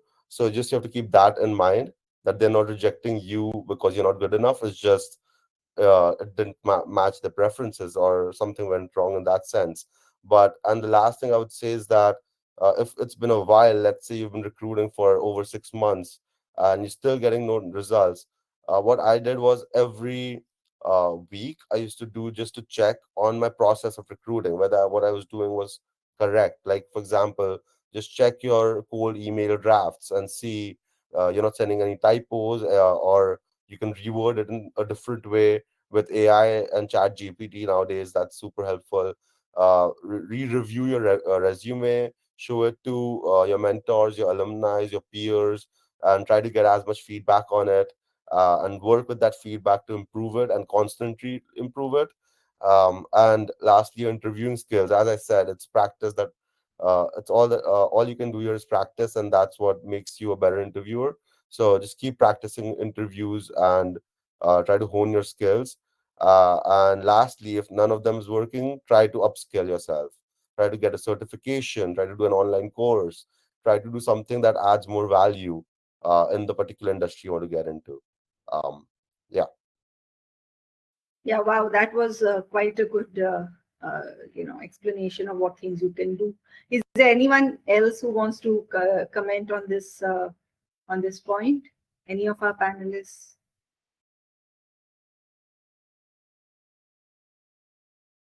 Okay, we have Noinika Chaudhary. Noinika, would you like to come on video and ask your question, or would you prefer me to just read out your question for you? Put up your hand if you want to come on screen.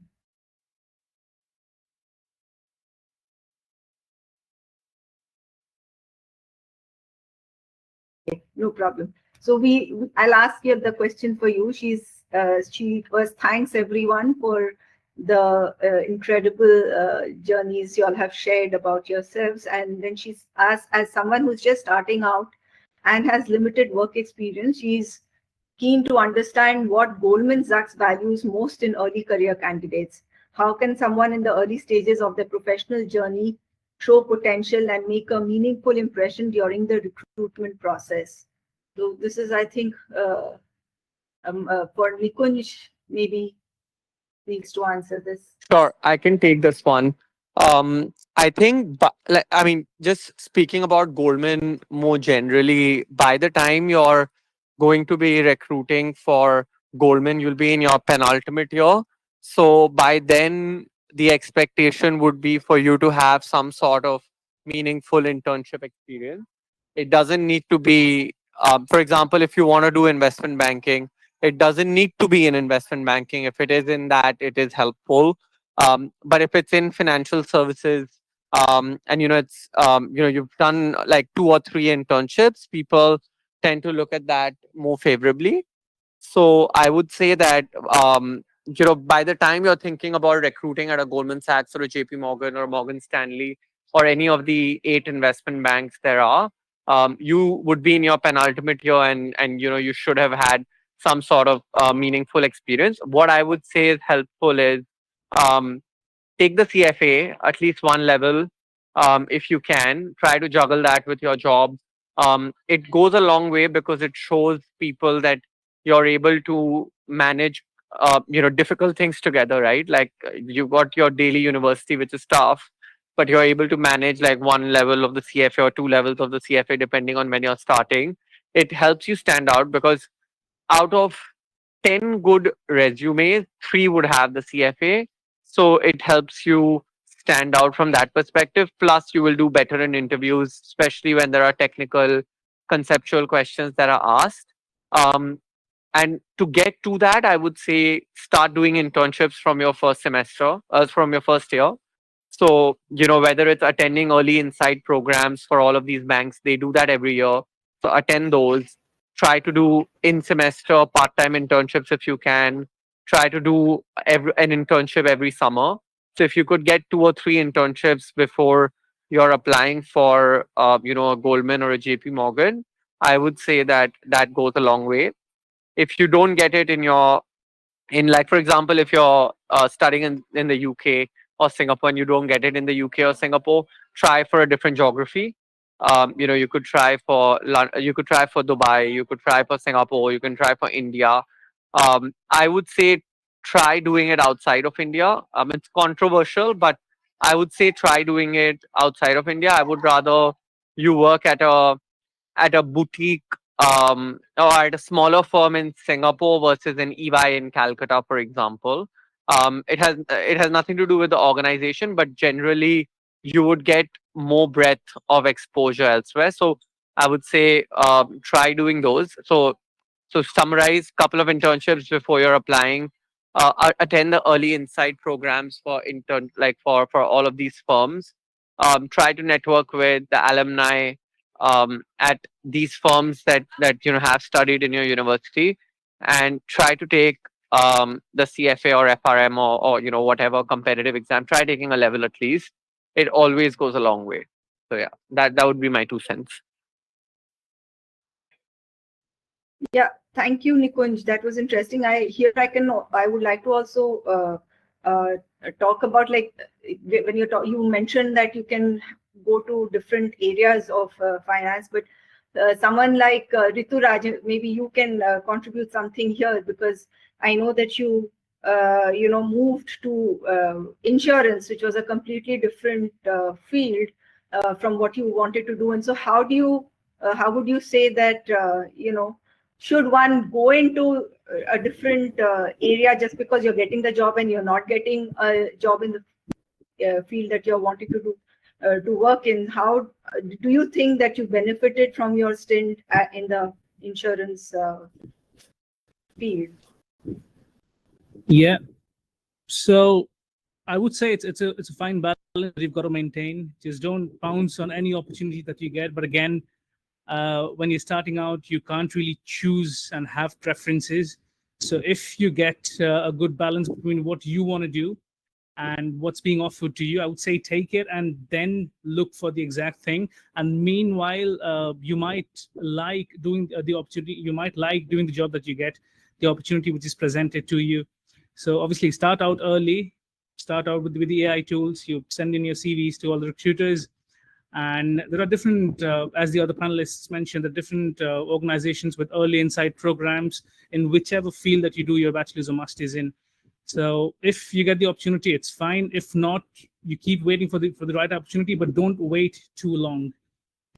Find the right balance between what you want to do and what is being offered to you is what I did, and is what I would say. And you would never ever regret it, because the skills which I developed while I was in insurance, I got transferable skills. I'm still using them in a completely different setup, which I'm a part of right now. The skills which I got, which I did in my internships in the Calcutta High Court, I still use them. They are invaluable skills. So yeah, it's just about finding the right balance. Yes, that's true. That's true, Rituraj. And in fact, I also was thinking about this, that when you're, applying for your first internship, and here I would like to ask Prithviraj, because I remember in one of our previous discussions, you had mentioned that you used your hobby of rowing as a skill to show in your resume. So maybe you could give us some insights into how to, when you're a fresher, you have nothing to show, your first internship you're applying to. So what do you really show then? How do you get your first internship? Yeah, so I still remember that actually. It's all of the transferable skills which you've developed over the years. You could be doing anything. For me, whilst I was rowing, it was around leadership, teamwork, and just adaptability. And I knew that those were really strong transferable skills. And then when you write your cover letter for the internship, you almost want to leverage those skills against the job description, and almost mention that I am aware that I don't have work experience on this, but I do have different work experience, and I do have these skills, these really professional skills from a sports background. So doesn't have to be in any sport. It could be in anything that you do, but you almost develop skills in everything you'll be doing in university. For example, you do group assignments, which again, teamwork comes in there, and you'll be learning a lot. You'll be researching, so research will add a lot of skills. So I think it's just making sure you know what you're doing and you're able to highlight that in your resume and make sure that it's mentioned in your cover letter and it's meeting the criteria of the job.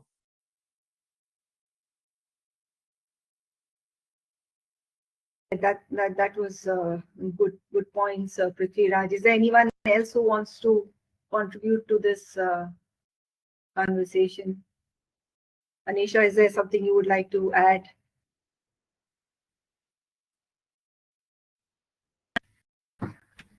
I would suggest that anybody who's starting up and have not too much of the work experience to show, two things to it. One is do a lot of other extracurricular activities to add to that, and exactly what the panelist says. It doesn't necessarily have to be sports or a certain art, but as a person who's recruiting at this point of time, what I am looking at is how diverse you are, how much challenges you're able to take. Do you have the tenacity, the stamina, the perseverance? So build a story and keep rewriting your resume. It's not something that you do once in 2 years and keep forwarding that. Send it to people who are your mentors, who are your I hope all of you have mentors or you are in the process of getting one. Have that mindset, who will hold your hands as you walk this journey, and keep updating that, because that's very important. Don't waste time sitting around waiting for an opportunity to show up. If you don't land the dream job yet, that's not a problem, but keep doing something, keep adding to the CV, and keep getting guidance as much as you can throughout the time. Thank you, Anneysa. I have a question for Subhojit also, actually. Because you moved from an English-speaking country to a non-English speaking country in Italy, and how difficult was it to build up a career in Italy? Let me not show my face. All right then. So with regards to shifting from an English-speaking country to a non-English-speaking country, now it depends on where you want to work. If you are in technology, if you are coding all day, the only person you're speaking to is a computer screen, you don't need the language. When you're in consulting, it starts with the language. So I think it's close to impossible to get a job, especially maybe in strategy, where your job is speaking to people, convincing them. And mostly these are top management who are in their late 60s, whose English is probably not Shakespearean, to know the language. And I'm, of course, not just saying half an hour of Duolingo for the next 6 months. I'm talking about business fluency.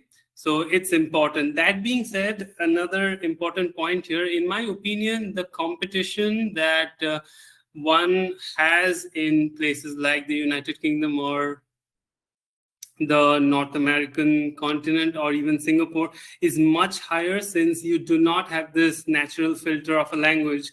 Instead, if you are looking for an opportunity in Paris, it's much easier to get it if you already speak French, because your competition are people who speak French, which are the French, and maybe a few other European regions like the French-speaking part of Switzerland and the Brussels area, and then the French colonies in North Africa. It becomes much easier to get that dream job if you're in France and you speak French. So yeah, that's my 2 cents. Yeah, thank you, Subhojit. Is there anything anyone else would like to add? Are there any questions we have?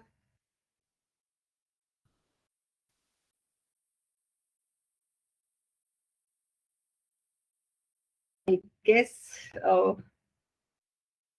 that brings us to a close. Was quite an incredible session. I must say thank you all to all of you panelists for being so generous with your time, your stories, and your insights. And thank you, our audience, for being an engaging bunch. We hope you're leaving today a little more inspired and a lot more confident about your next steps.